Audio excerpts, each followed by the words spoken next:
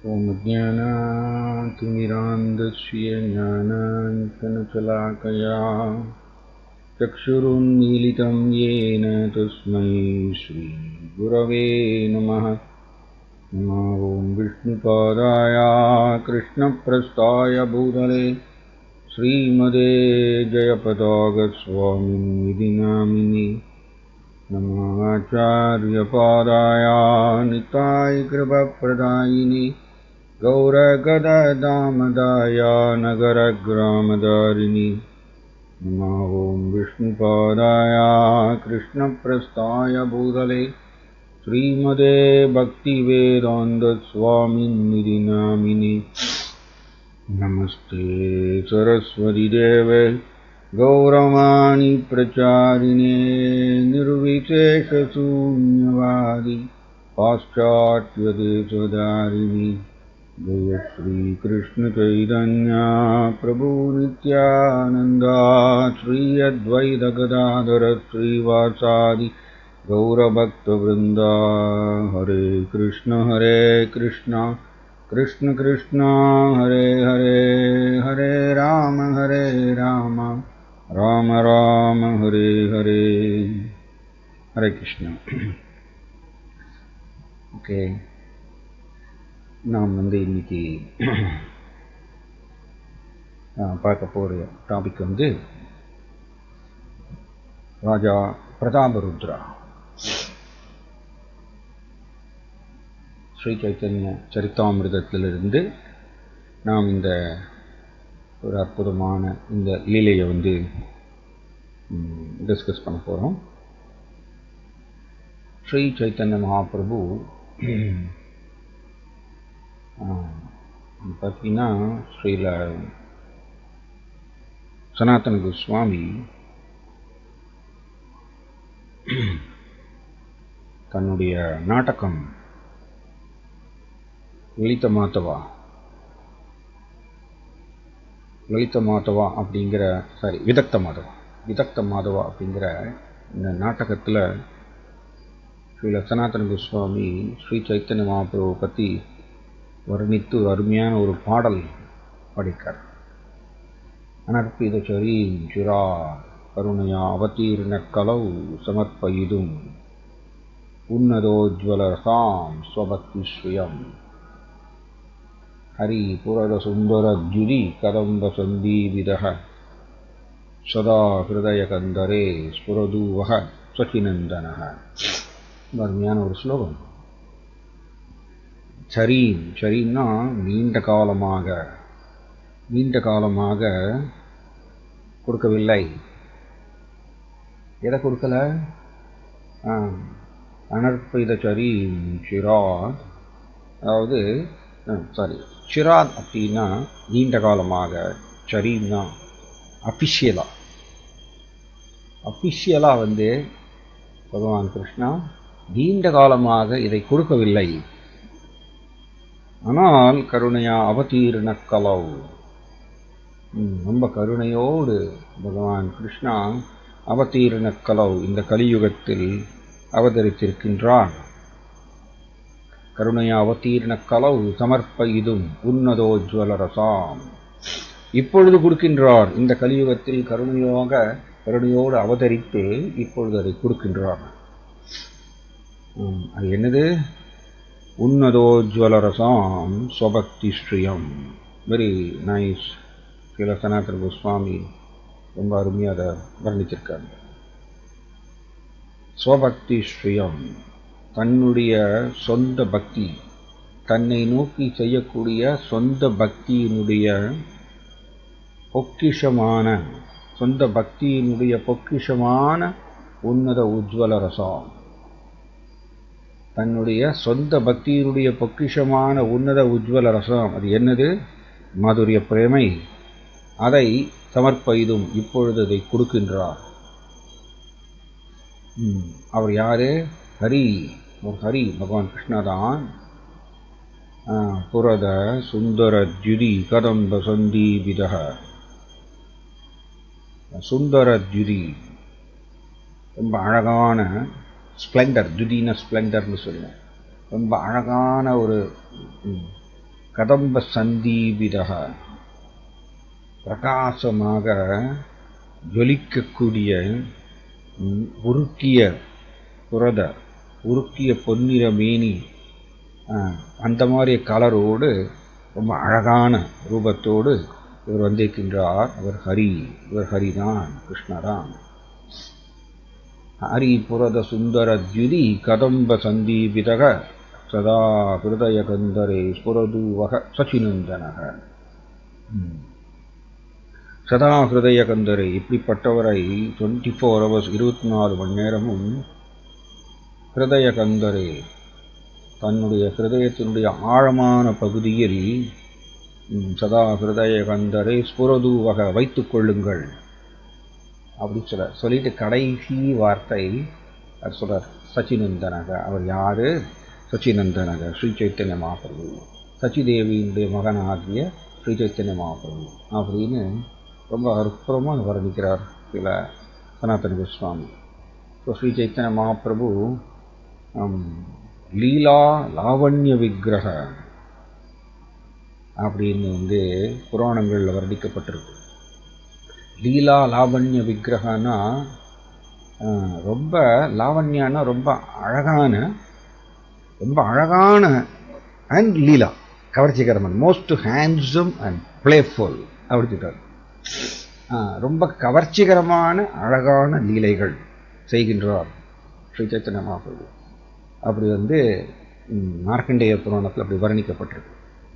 இந்த மாதிரி நிறைய ஸ்ரீ சைத்தன்ய மகாபிரபுடைய லீலைகளை பற்றி நிறைய வர்ணிக்கப்பட்டிருக்கு. இப்போ இப்படிப்பட்ட ஸ்ரீ சைத்தன்ய மகாபிரபு அவர் 24 வயதில் நவத்வீபத்தில் சன்னியாசம் எடுத்துட்டு அதுக்கப்புறம் அங்கே இருந்து அவர் ஜெகநாத் பூரிக்கு வரார். ஏன்னா அவருடைய அம்மா சச்சி தேவி சைத்தன்ய மகாபிரபுட்ட அவங்க வேண்டிக்கிறாங்க, என்னென்னா நீ சன்னியாசம் எடுத்துட்டு ரொம்ப தூரம் போகக்கூடாது, நீ பூரி தான் உன்னுடைய தலைமையகமாக வச்சுக்கணும். ஏன் அப்படின்னா பூரியிலேருந்து அடிக்கடி பக்தர்கள் நவத்வீபத்துக்கு வந்துட்டு போயிட்டு இருப்பாங்களாம். அதனால் நீ பூரியுடைய உன்னோட தலைமையகமாக வச்சுக்கணும்னு அம்மா வேண்டினதுனால ஸ்ரீ சைத்தன்ய மகாபிரபு ஜெகநாத் பூரிக்கு வரார் நவத்வீபத்திலிருந்து. அப்படி ஜெகநாத் பூரிக்கு எதற்கு வராருன்னா, ஆக்சுவலி எனக்கு இன்னைக்கு ஏதோ இன்டர்நெட் கனெக்ஷன் ப்ராப்ளம் மாதிரியே தெரிகிறது. சப்போஸ் ஏதாவது இன்டர்நெட் கனெக்ஷன் கட் ஆச்சுன்னா நான் என்னுடைய இந்த மொபைலில் நான் உடனே வந்துடுவேன். ஒரு 2 நிமிஷம் அந்த மாதிரி ஏதாவது ஆகலாம். அடிக்கடி இந்த மாதிரி மெசேஜ் வருது, இங்கே இன்டர்நெட் கனெக்ஷன் பேண்ட்வித் ஸ்லோ அப்படின்னு சொல்லிட்டு வருது. சவுண்ட் லோவாக இருக்கா?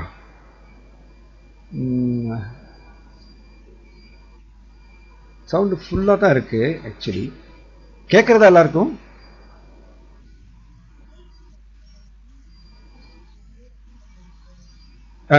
ஓகே, சரி. ஸோ இங்கே அவர் ஜெகநாத் பூரிக்கு வந்தார். ஸோ ஜெகநாத் பூரிக்கு எதற்கு வந்தார்னா, அங்கே ஸ்ரீல சார்வபௌம பட்டாச்சாரியா அவர் இந்த பூரியினுடைய ஆஸ்தான வித்வான் ஸ்ரீல சார்வபௌம பட்டாச்சாரியா. அவர் முதல்ல சைத்தன்ய மகாபிரபு சந்திக்கிறதுக்கு முன்னாடி ஒரு அருவவாதியாக இருந்தார். பட் சார்வபௌமா அப்படிங்கிற பட்டம், சார்வபௌமாங்கிற பட்டத்தை பெற்றவர் அவர். சார்வபௌமான நடத்தின பூமியிலேயே ரொம்ப பெரிய ஒரு பண்டிதர் அப்படிங்கிற ஒரு பட்டம் பெற்றவர் சார்வபௌம பட்டாச்சாரியா. பெரிய ஆஸ்தான வித்வான், புரியுது ஆஸ்தான வித்வான். ஆனால் அவர் அருவவாதியாக இருந்தார். இப்போ சைத்தன்ய மகாபிரபு இங்கே இவரை சார்வபௌம பட்டாச்சாரியாவை சந்தித்து அவர் கூட சாஸ்திர ரீதியாக வாதம் செய்து ஃபைனலி ஸ்ரீ சைத்தன்ய மகாபிரபு சார்வபௌம பட்டாச்சாரியாவை பிரபுபாத சைத்தன்ய சரிதாமிரத்தில் எழுதுகிறார். சார்வபௌம பட்டாச்சாரியா சைத்தன்ய மகாபிரபு சந்திக்கிறதுக்கு முன்னாடி ஏறக்குறைய பிரேம பக்தியினுடைய முந்தைய நிலையில் இருந்தார் சொல்கிறார். அது எப்படி அப்படின்னா, இந்த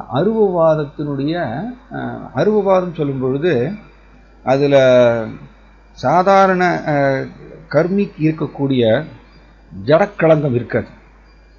சாதாரணமாக ஒரு கர்மி வந்து எப்படின்னா அகம் அண்ட் மமேதியில் ஓடிட்டே இருப்பார். நான் எனது என்னை சார்ந்தது அப்படிங்கிறத ஓடிட்டே இருப்பார். ஆனால் இவர் வந்து அருவபாதம் அப்படின்னு சொல்லும் பொழுது இந்த பிரம்மபூத நிலை, ஆக்சுவலி அருவபாதத்தினுடைய உச்சியில் இருந்தார்கள், இந்த பிரம்மபூத நிலை. அதனால ஆத்மா அப்படிங்கிற தளத்தில் நிலை பெற்றிருந்தவர் சார்பம் பட்டாச்சாரி. அதனால் அவருக்கு பெருசாக அனர்த்தங்கள் கிடையாது. ஆனால் அவர் வந்து தவறுதலாக ஒரே ஒரு அண்டர்ஸ்டாண்டிங், ஒரு தவறுதலாக புரிந்து கொள்ளுதல். அது என்ன அப்படின்னா, நானே கடவுள் அப்படின்னு, கடவுளுக்கு ரூபம் இல்லை, நான் கடவுளோட ஐக்கியமாயிருவேன் அப்படிங்கிற இந்த ஒரு தவறுதலான ஒரு புரிந்து கொள்ளுதல் வைத்திருந்தார். அவ்வளோதான். ஏன்னா அவருக்கு வந்து சரியான ஒரு வழிகாட்டுதல் இல்லாததுனால சைத்தன்ய மகாபிரபு சந்தித்த உடனே கூடிய விரைவில் அவர் வந்து பிரேமை நிலைக்கு போயிட்டாராம். ஏன்னா அவர் பிரேமைகளுடைய முந்தைய நிலையில் இருந்தாராம். நாம் அப்படி இல்லை. ஆக்சுவலி நம்ம எல்லாருமே பக்தி தொண்ட பயிற்சி செஞ்சாலும் கூட அகமன் மமீதி நம்மளுக்கு உண்டு. நமக்கு இன்னும் அகமன் மமீதி, நான் எனது என்னை சார்ந்ததுங்கிற வட்டத்திலிருந்து நம்ம இன்னும் வெளியில் வரல. அதனால் அது அனர்த்தங்களை வந்து உருவாக்கிட்டே தான் இருக்கும். ப்ளஸ் கூடவே நம்ம வந்து பக்தி தொண்டு பயிற்சி செஞ்சுட்டு இருக்கோம். நம்மளுடைய ஆச்சாரியர்களுடைய உபதேசம் என்ன அப்படின்னா, பஜனக்கிரியா இந்த பக்தி தொண்டு ஜாஸ்தி பண்ண நாம் வந்து இந்த அனர்த்தங்கள் வந்து உடல் கண்ணோட்டத்தினால தான் உருவாக்குகின்றது. ஆக்சுவலி எல்லா அனர்த்தங்களும் உடல் கண்ணோட்டத்தினால தான் உருவாகுது. நாம் இந்த உடல் அப்படின்னு நினைக்கிறதுனால தான் எல்லா அனர்த்தங்களும். இது பிரபுபாதனால தான் பல சொற்பொழிவுகளை சொல்லிகிட்டே இருப்பார். நாம் இந்த உடல் அல்ல, நாம் ஒரு ஆத்மான்றது எல்லா சொற்பொழிவுகளும் சொல்கிறார். இந்த அனர்த்தங்களை உருவாக்கிட்டே இருக்கும். இது ஒரு சைடு நடந்துகிட்டே தான் இருக்கும். பட் நம்ம வந்து பக்தி தொண்டு பயிற்சி அதிகரிக்க மெதுவாக கிருஷ்ணருடைய கருணையினால் நாம் இதை உணர்வோம். நாம் உடல் அல்ல, நாம் ஆத்மா அப்படிங்கிறத வந்து மெதுவாக உணர ஆரம்பிப்போம். ஒன்ஸ் கிருஷ்ணருடைய கருணையினால் ஆத்மாங்கிற தளத்துக்குள்ளே உயரும் பொழுது நமக்கு வந்து அனர்த்தங்கள் போயிடும். அனர்த்தங்கள் போயாச்சுன்னா அவர் பக்தி தொண்டு பயிற்சி செய்யும் பொழுது கூடிய விரைவில் அவர் வந்து கிருஷ்ணன் மேலே கவர்ச்சியை வளர்த்துக் கொள்வார். அங்கேருந்து மெதுவாக பிரேமை நிலைக்கு உயர்ந்துடுவார். ஸோ இந்த சார்பப்பம பட்டாச்சாரியா சைத்தன்ய மகாபிரபுவுடைய தொடர்புனால கூடிய விரைவில் உடனே பிரேமை நிலைக்கு போயிடுறார். ஸோ பிரேமை நிலைக்கு போன உடனே சார்பப்பம பட்டாச்சாரியா வந்து அவர் வந்து ஸ்ரீ சைத்தன்ய மகாபிரபு கூட சேர்ந்து அவர் சங்கீர்த்தனம் செய்கிறார். அண்ட் பூரியினுடைய தெருக்களில் அவர் வயதானவர், 80 வயதானவர். ஆனால் சார்பப்பம பட்டாச்சாரியா பூரியுடைய தெருக்களில் வந்து அவர் வந்து நடனம் ஆடுறார், டான்ஸ் ஆடி சங்கீர்த்தனம் செய்கிறார் உற்சாகத்தில். 80 வயசானவர். ஸோ இதெல்லாம் ராஜா பிரதாபருத்ரா பார்க்குறார்.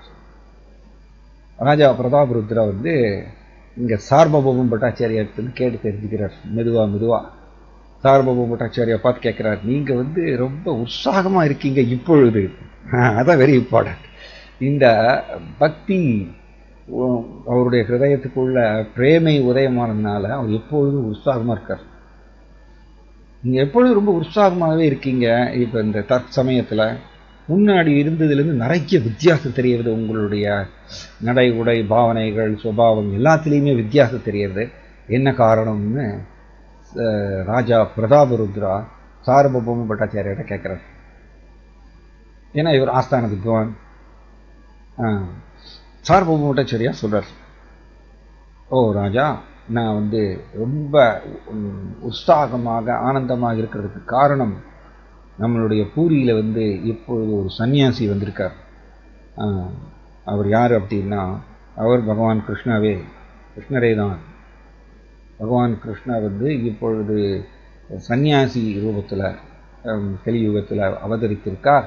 அவர் தான் ஸ்ரீ சைத்தன்ய மகாபிரபு. அவர் வந்து இந்த ஹரே கிருஷ்ண மகாமந்திரத்தை பரப்புவதற்கோசரம் வந்திருக்காருன்னு அவர் வந்து தன்னுடைய ராஜாவுக்கு இதெல்லாம் மெதுவாக சொல்லிக்கிறார் கொஞ்சம் கொஞ்சமாக. ஸோ ராஜா இது எல்லாத்தையும் கேட்குறார். இது வெரி இம்பார்ட்டன்ட். எவ்வளவுக்கு அவ்வளவு நாம் கிருஷ்ணரை பற்றி கேட்குறோம், ஸ்ரீ சைத்தன்ய மகாபிரபுடைய லீலைகளை பற்றி கேட்குறோம், அந்த அளவுக்கு அவர் மேலே கவர்ச்சி வரும். ஸ்ருண்வதம் சத்தையா நித்யம் ஸ்ருண்வதக சத்தையா நித்யம் குணதச்ச ஸ்வச்சேஷ்டிதம் காலேன நாதி தீர்கேன பகவான் விஷதே ஹிருதி. வெரி நைஸ் ஸ்லோகா ஸ்ரீமத் பாகவதத்தில் வருது. ஸ்ருண்வதக ஸ்ரத்தையா நித்யம், யார் ஒருத்தர் வந்து நித்தியம் தினந்தோறும் ஸ்ரத்தையா முழு நம்பிக்கையோடு ஸ்ரீ சைத்தன்ய மகாபிரபு மற்றும் கிருஷ்ணா இவர்களுடைய லீலைகளை முழு நம்பிக்கையோடு கேட்கிறோமோ, குருணதஷ்ட ஸ்வச்சேஷ்டிதம், ஸ்வச்சேஷ்டிதம் தன்னுடைய சொந்த விருப்பம் பிரகாரம், ஸ்வச்சேஷ்டிதம் தன்னுடைய சொந்த விருப்பத்தின் துணை கொண்டு யார் ஒருத்தர் இந்த உண்மைகளை மனப்பூர்வமாக ஏற்றுக்கொள்கின்றாரோ, எந்த பற்றி உண்மைகள்? கிருஷ்ணா மற்றும் சைத்தன்ய மகாபிரபுடைய கவர்ச்சிகரமான லீலைகள், இதை மனப்பூர்வமாக ஏற்றுக்கொண்டு, ஹிருதயத்தில் ஏற்றுக்கொண்டு யார் ஒருத்தர் தினந்தோறும் முழு ஸ்ரத்தையோடு ஆர்வத்தோடு இதை கேட்கின்றாரோ, காலேன நாதி தீர்க்கேன, கூடிய விரைவில் பகவான் விஷதே கிருதி, பகவான் கிருஷ்ணா அவரோட ஹிருதயத்தில் உதயமாவார்னு ஒரு ஸ்லோகம் ஸ்ரீமத் பாகவதத்தில். இது ஒர்க் ஆகும், இது கட்டாயம் ஒர்க் ஆகும், எல்லாருக்கும் ஒர்க் ஆகும். அதனால தான் நாம் ஸ்ரீ சைத்தன்ய மகாபிரபு கிருஷ்ணா இவர்களுடைய லீலைகளெல்லாம் நம்ம கேட்டுட்டே இருக்கணும். ஏன்னா கிருஷ்ணா மற்றும் சைத்தன்ய மகாபிரபுடைய லீலைகளை நாம் கேட்கலை, காது கொடுத்து கேட்கலைன்னா வேற எதையாவது கேட்க ஆரம்பிச்சிடும், ஜட உலக விஷயங்களை கேட்க ஆரம்பிப்போம். அப்படிதான் மாயாவுடைய செயல்பாடு. நாம் ஜட உலக விஷயங்களை எவ்வளவுக்கு அளவு கேட்குறோமோ அவ்வளவுக்கு அளவு நம்மளுடைய டிஸ்டர்ப் ஆகும், அவ்வளவுக்கு அளவு நம்ம தொந்தரவு அடைவோம். கிருஷ்ணா மற்றும் சைத்தன்ய மகாபிரபுடைய லீலைகளை எவ்வளவுக்கு நம்ம கேட்கிறோமோ காது கொடுத்து, அந்த அளவுக்கு நம்ம தூய்மை அடைவோம். கிருஷ்ணர் நம்ம ஹிருதயத்தில் தோன்றுகின்றாராம், பகவான் விஷதே கிருதி, கூடிய விரைவில். அது கரெக்டாக ஒர்க் ஆகுது பாருங்க. இங்க ராஜா பிரதாபருத்ராவுக்கு, ராஜா பிரதாபருத்ரா அவர் சைத்தன்ய மகாபிரபுடைய கவர்ச்சிகரமான அழகு, அவருடைய மகிமைகள், எப்படி பகவான் சன்னியாசியாக இப்படி தோன்றுவார் கலியுகத்தில் அப்படிங்கிறது எல்லாமே சார்வபௌம பட்டாச்சாரியார்ட்டு மெதுவாக கொஞ்சம் கொஞ்சமாக கேட்குறார். யார்? ராஜா பிரதாபருத்ரா. இதை கேட்டதுக்கப்புறம் அவருக்கு மெதுவாக சைத்தன்ய மகாபிரபு மேலே கவர்ச்சி ஏற்படுகின்றது. இதுக்கு பேர் தான் நம்ம ஸ்ரீமத் பாகவதத்திலையும் படிக்கிறோம் இல்லையா? அதாவது சதாம் பிரசங்கான் மம வீரிய சம்விதோ பவந்தி ஹிருத்கர்ண ரசாயனாக கதாஹா தஜ்ஜோஷனாத் ஆசு அபவர்க்க வர்த்மனி ஸ்ரத்தா ரதிர் பக்தி ரடுக்ரமிஷ்யதி. ஸோ நாம் கிருஷ்ணருடைய லீலைகள், சைத்தன்ய மகாபிரபுடைய லீலைகளை கேட்கும் பொழுது ஸ்ரத்தா நமக்குள்ள நம்பிக்கை அதிகரிக்கின்றதாமா. நம்பிக்கை அதிகரிக்கும் பொழுது தென் ரதிர் கிருஷ்ணர் மேல கவர்ச்சி ஏற்படுறதாமா. சைத்தன்ய மகாபிரபு கிருஷ்ணா இவர்கள் மேல கவர்ச்சி ஏற்படுகின்றது. ஸ்ரத்தா ரதிர் பக்திர் அனுக்கிரமித்தது. அதை தொடர்ந்து பகவான் மேல நம்மளுக்கு பிரேமை, அதிர் பக்திர் பிரேமை உதயமாகின்றது அப்படிங்கிறது நம்ம பாகவதத்தில் படிக்கிறோம். அது மெதுவா இங்க ராஜா பிரதாபருத்ராவுக்கு சைத்தன்ய மகாபிரபு மேல ஒரு கவர்ச்சி ஏற்படுறது. சைத்தன்ய மகாபிரபு பார்க்கணும்னு கேட்கிறார். அவரை நான் தர்சனம் செய்யணும், எனக்கு நீங்க கொஞ்சம் ஏற்பாடு பண்ணுங்க அப்படின்னு சொல்லிட்டு சார்வபௌம பட்டாச்சாரியார்ட்ட மெதுவாக கேட்க ஆரம்பிக்கிறார். இதுல என்னன்னா, இப்படி சைத்தன்ய மகாபிரபுவை பத்தி இவருக்கு கேட்டு அவர் மேல கவர்ச்சி ஏற்படுது. இதே மாதிரிதான் நீங்க பாத்தீங்கன்னா ஈவன் ருக்மிணி தேவி, அப்கோர்ஸ் ருக்மிணி தேவி கிருஷ்ணாவுடைய அந்தரங்க சக்தி. பட் நமக்கு எல்லாருக்கும் அவங்க டீச் பண்றாங்க பாருங்க. ருக்மிணி தேவியும் ஸ்மால் கேர்ள், சின்ன பொண்ணா இருக்கும் பொழுது அவங்க விதர்ப நாட்டுல அடிக்கடி நாரத முனிவர் ஒருவரம், நாரத முனிவர் பகவான் கிருஷ்ணருடைய கவர்ச்சிகரமான லீலைகளை அடிக்கடி ஒரு பாடுவாராம் ஸ்ரீ நாரத முனி விதர்ப நாட்டுக்கு ஸோ ருக்மிணி தேவி சின்ன பொண்ணாவே இருக்கும் பொழுதே அப்பையிலிருந்தே கிருஷ்ணருடைய லீலைகளை கேட்டு அவங்களுக்கு உரிய வயது வரும்பொழுது நான் கிருஷ்ணரை தான் திருமணம் செய்வேன்னு ருக்மிணி தேவி தீர்மானமா இருக்காங்க. ஏன்னா அவங்களுக்கு அதில் கிருஷ்ணர் மேல கவர்ச்சி வந்துச்சு. ஸோ இதுதான் கொள்கை. எவ்வளவுக்கு அவ்வளவு கேட்குறோமோ கிருஷ்ணரை பற்றி, சைத்தன்ய மகாபிரபு பற்றி, அவ்வளவுக்கு அவ்வளவு நம்மளுக்கு பகவான் மேல கவர்ச்சி ஏற்படும். ஸோ இவருக்கு கவர்ச்சி அதிகமாயிட்டே போகிறது. ராஜா பிரதாபருத்ராவுக்கு சைத்தன்ய மகாபிரபு பார்க்கணும், அவர் கூட பேசணும், தர்சனம் செய்யணும் அப்படின்னு அந்த கவர்ச்சி அதிகமாகிறது. அந்த டைம்ல தான் சைத்தன்ய மகாபிரபு என்ன பண்றார், சார்வபௌம பட்டாச்சாரியார்ட்ட ரொம்ப கஷ்டப்பட்டு பர்மிஷன் வாங்குறார். பட்டாச்சாரியா பர்மிஷன் கொடுக்க மாட்டேங்கிறார். ரொம்ப கஷ்டப்பட்டு அவர்கிட்ட பர்மிஷன் வாங்கி சைத்தன்ய மகாபிரபு அங்கே இருந்து தென்னிந்தியா, ஓ கிருஷ்ணா,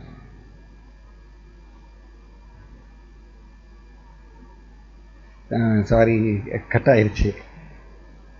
சாரி, கட் ஆயிருச்சு திடீர்னு. ரொம்ப சாரி. இது இன்னைக்கு ஏதோ இந்த மாதிரி ஒரு இன்டர்நெட் ப்ராப்ளம். சரி. ஸோ இங்கே அப்போ ஐ திங்க் எனக்கு கட் ஆனாலும் உங்களுக்கு ஒன்றும் கட் ஆகாது இல்லையா? ஆகாது நினைக்கிறேன். உங்களுக்கு கட் ஆகாது. சரி, ரைட். அப்படியே ஏதாவது கட் ஆனாலும் வந்துடுவேன் நான். அப்படி வர இல்லை, நான் மொபைலில் நான் வந்துடுறேன் டக்கு. ஸோ அப்போ சைத்தன்ய மகாபிரபு பட்டாச்சாரியாட்டு ரொம்ப கஷ்டப்பட்டு பர்மிஷன் வாங்கிடுறார். பர்மிஷன் வாங்கிட்டு அவர் அங்கே கிளம்பி தென்னிந்தியா யாத்திரை போயிடுறார். தென்னிந்தியாவுக்கு அவர் பல பக்தர்களை சந்திக்கிறார். ராமானந்தராயை சந்திக்கிறார். அண்ட் ராமானந்தராயை சந்தித்து ராமானந்தராய்க்கு ஆணையிடுறார், நீ கூடிய விரைவில் உன்னுடைய இந்த அரச போக இந்த பதவியை நான் விட்டுட்டு நீ ராஜினாமா செஞ்சுட்டு நேரம் அங்கே வந்துரு, நீ பூரிக்கு வந்துரு அப்படின்னு சொல்லிட்டு ஆணையிடுறார் ராமானந்தராய்க்கு. இப்படி அதுக்கப்புறம் நீங்கள் பார்த்தீங்கன்னா தென்னிந்தியாவில் ஸ்ரீ சைத்தன்ய மகாபிரபு வாசுதேவ விப்ராவை சந்திக்கிறார், கூர்ம பிராமணாவை சந்திக்கிறார். இந்த மாதிரி நிறைய பக்தர்களை உருவாக்குறார். 6 வருஷம் சைத்தன்ய மகாபிரபு இந்த மாதிரியா தென்னிந்திய யாத்திரை வரார். அதுதான் மத்திய லீலான்னு சொல்கிறோம். சைத்தன்ய மகாபிரபுடைய ஆதி லீலா 24 வயது வரைக்கும் அவர் செய்த லீலைகள் ஆதி லீலா. அண்ட் 6 வருடம் அவர் தென்னிந்திய யாத்திரை மற்றும் பிருந்தாவன் யாத்திரை போயிட்டு வர்றார். அதெல்லாம் சேர்ந்து 6 வருஷம். அது மத்திய லீலான்னு சொல்கிறோம். மீதி 18 வருட லீலைகள் பூரியில் சைத்தன்ய மகாபிரபு கிருஷ்ணாட்டிருந்து பிரிந்த விரகம், பிரிந்திருக்கக்கூடிய ஏக்கத்தில் காலத்தை கழித்தார். அது 18 வருட லீலைகள். அது அந்திய லீலான்னு சொல்கிறோம். இதில் கிருஷ்ணத்திலிருந்து பிரிந்திருக்கக்கூடிய ஏக்கம் அதுதான் ரொம்ப சைத்தன்ய மகாபிரபுடைய லீலைகள்லேயே ரொம்ப ரொம்ப ரகசியமான லீலைகளாம். அண்ட் அது பின்னக்குள், அதுதான் சாரமான சைத்தன்ய மகாபிரபுடைய லீலைகளுடைய சாரமே அதுதான்.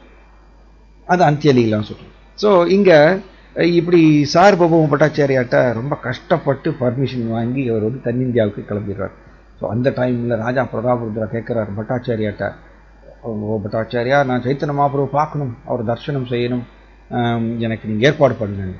நான் பட்டாச்சாரியா சொல்கிறார், இல்லை மகாபிரபு இப்பொழுது அவர் தென்னிந்தியா யாத்திரைக்கு போயிட்டார் அப்படின்ன உடனே ராஜா பிரதாபருத்ரா கேட்குறார், ஓ பட்டாச்சாரியா, நீங்கள் ஏன் அவர் தென்னிந்திய யாத்திரைக்கு போக விட்டீங்க அப்படின்னு கேட்குறாரு.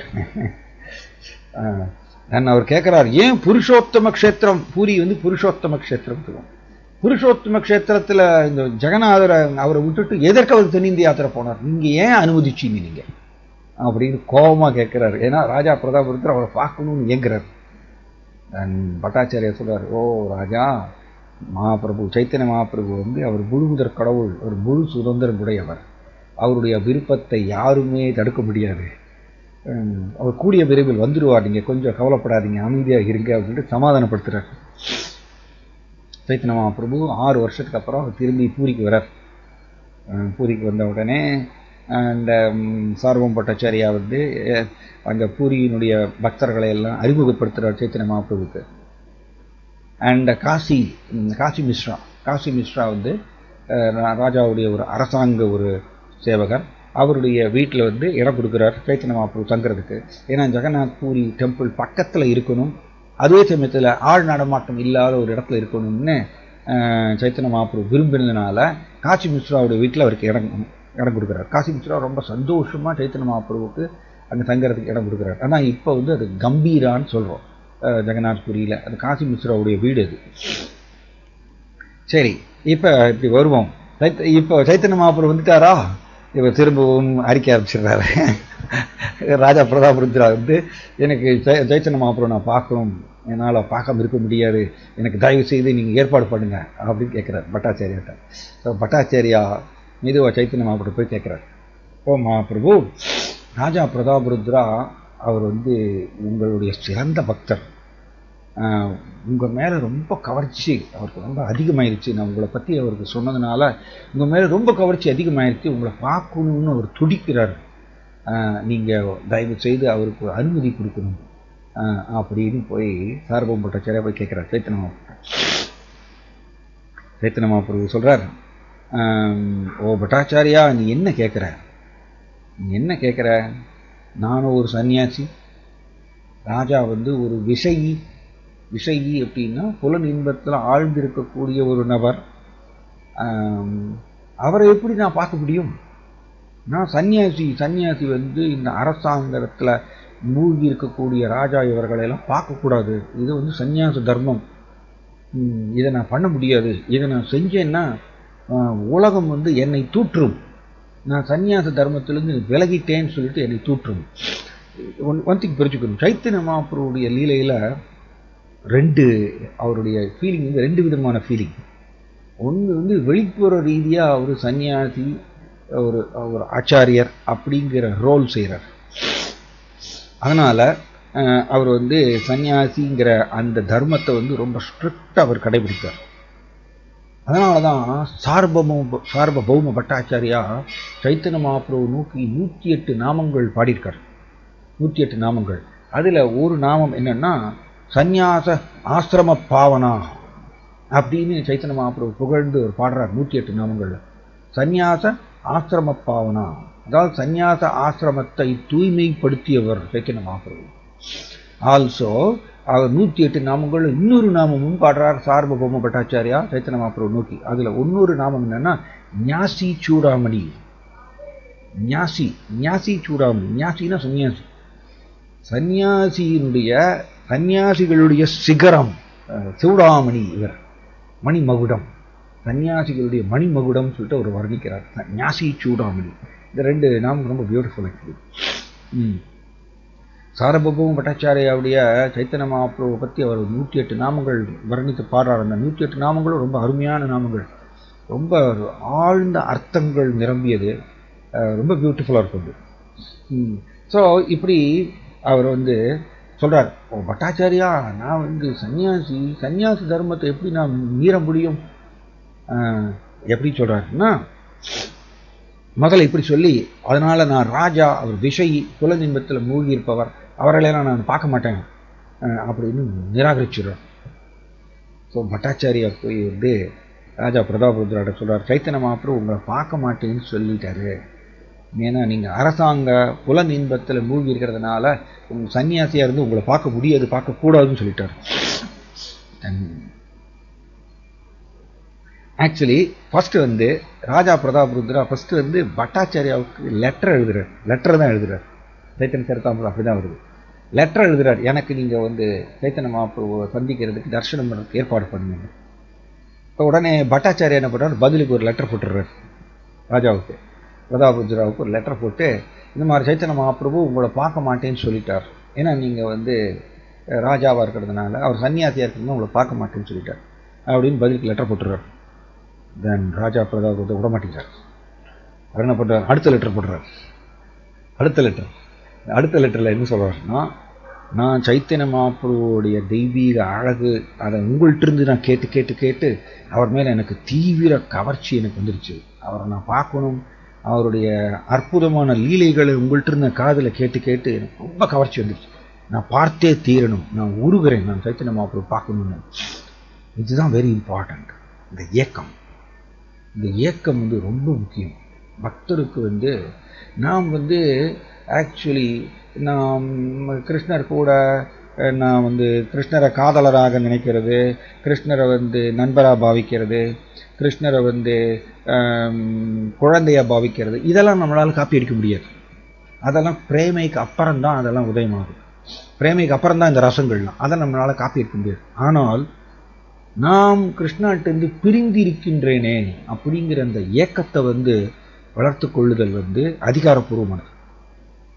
அதை வந்து நாம் எவருடே தினந்தோறும் அதை நம்ம நினைத்து கொள்ளலாம். கிருஷ்ணாட்டிருந்து நான் பிரிந்திருக்கேனே, சைத்தன்ய மகாபிரபுவிட்டு நான் பிரிந்திருக்கேனே, எப்பொழுது நான் பகவான்கிட்ட திரும்பி செல்வேன், எவ்வளவு நாள் நான் இங்கேயே வந்து. ஆக்சுவலி குலசேகர ஆழ்வார் பாடுறார். குலசேகர ஆழ்வார் முகுந்த மாலா ஸ்தோத்திராவில் பாடுறார், ஜட உலகம் என்னும் பாலைவனம் எனக்கு அலுத்து போய்விட்டதுன்னு சொல்றார். ரொம்ப அருமையாக பாடுறார். எப்படி பாடுறாரு பாருங்க, ஜட உலகம் என்னும் பாலைவனம் எனக்கு அலுத்து போய்விட்டது. The desert of material existence has exhausted me. ஜட உலகம் வந்து பாலைவனம்னு சொல்றாரு. நம்ம சொல்லுவோமா? நம்ம ஜட உலகம் வந்து பாலைவனம்னு சொல்லுவோமா? நம்ம சொல்ல மாட்டோம். ஏன் சொல்ல மாட்டோம்னா, ஜட உலகத்தில் நாம் சந்தோஷமாக இருக்கணும்னு ஆசைப்படுகின்றோம். அதனால ஜட உலகம் பாலைவனம்னு ஒத்துக்க மாட்டோம். நம்ம அதை ஒத்துக்க மாட்டோம். ஆனால் குலசேகர ஆழ்வார் பாடுறார். இதுதான் ஃபர்ஸ்ட் வந்து இதை ஸ்ரீ சைத்தன்ய மகாபிரபு ரொம்ப அருமையாக தன்னுடைய சிக்ஷாஷ்டத்தை சொல்லிக்கிறார் பாருங்க. சூன்யாயுதம் ஜெகத் சர்வம் கோவிந்த விரகேனுமே. ஒன்று வந்து கோவிந்தாட்டிருந்து இந்த லைன்ல 2 பகுதிகள் இருக்கு. சூன்யாயுதம் ஜெகத் சர்வம், அதுல 2 பகுதிகள் இருக்கு. ஒன்று என்ன அப்படின்னா, கிருஷ்ணனிட்டிருந்து கோவிந்த விரகேனுமே, கிருஷ்ணாட்டிருந்து பிரிந்து இருக்கக்கூடிய ஃபீலிங்.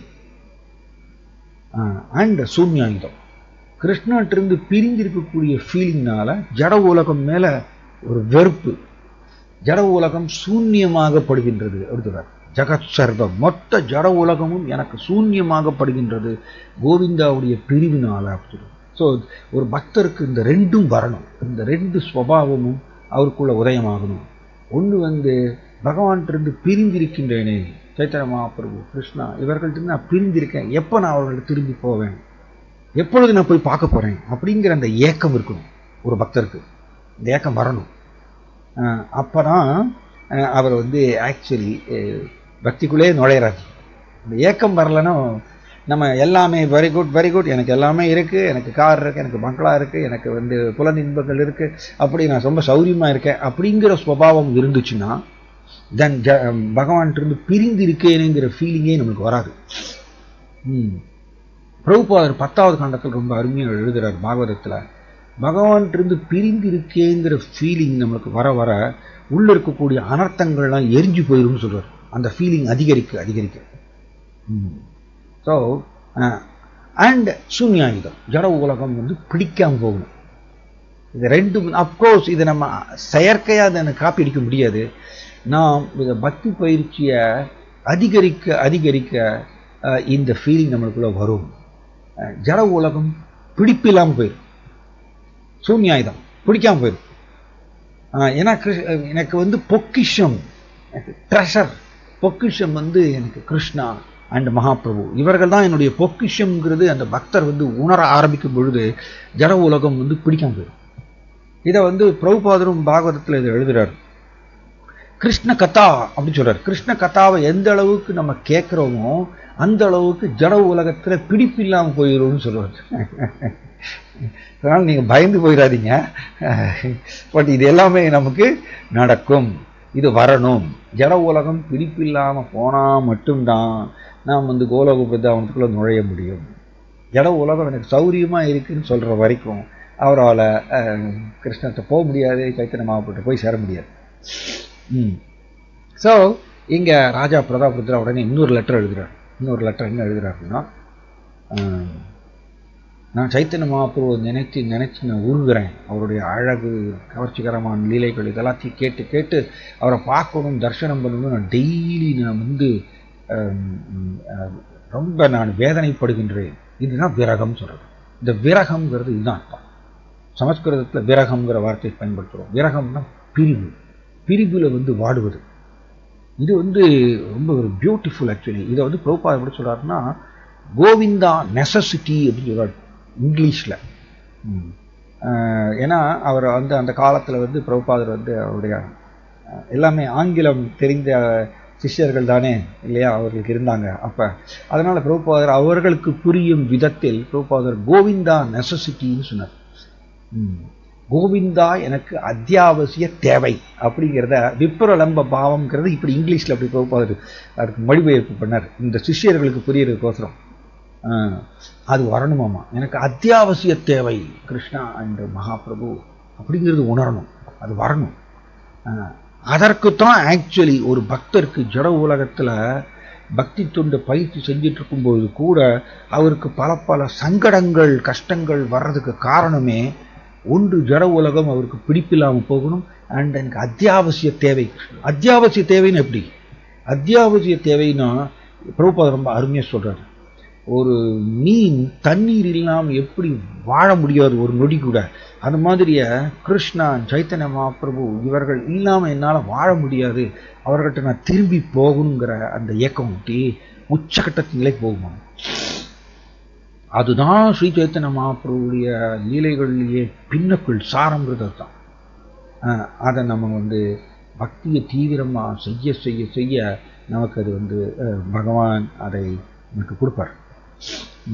ஸோ இங்கே ராஜா பிரதாபருத்ர லெட்டரில் என்ன சொல்கிறாருன்னா, இப்பொழுது சைத்தன்ய மகாபிரபு தயவு செய்து இந்த லெட்டரில் எழுதுறாரு.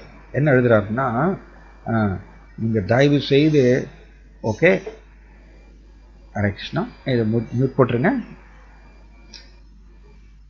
ஹரே கிருஷ்ணா, நீங்கள் கொஞ்சம் இதை ஃபோனை மியூட் போட்டு ஓகே சரி. ஸோ அவர் என்ன எழுதுறாருனால ஓகே ஓகே அவர் என்ன சொன்னார்னா, இப்பொழுது மகாபிரபு எனக்கு தர்சனம் கொடுக்க மாட்டேன்னு சொல்லிட்டார். அண்ட் அவர் என்ன கேட்குறாரு, ஓகே தயவு செய்து சைத்தன்ய மகாபிரபுடைய அந்தரங்க பக்தர்கள் நீங்கள் எல்லாருமே சேர்ந்து நீங்கள் கருணை வைத்தீங்கன்னா, அந்தரங்க பக்தர்களாகிய நீங்கள்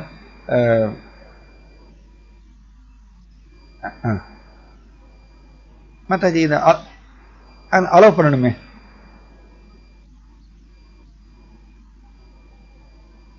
அலோவ் பண்ணணும்.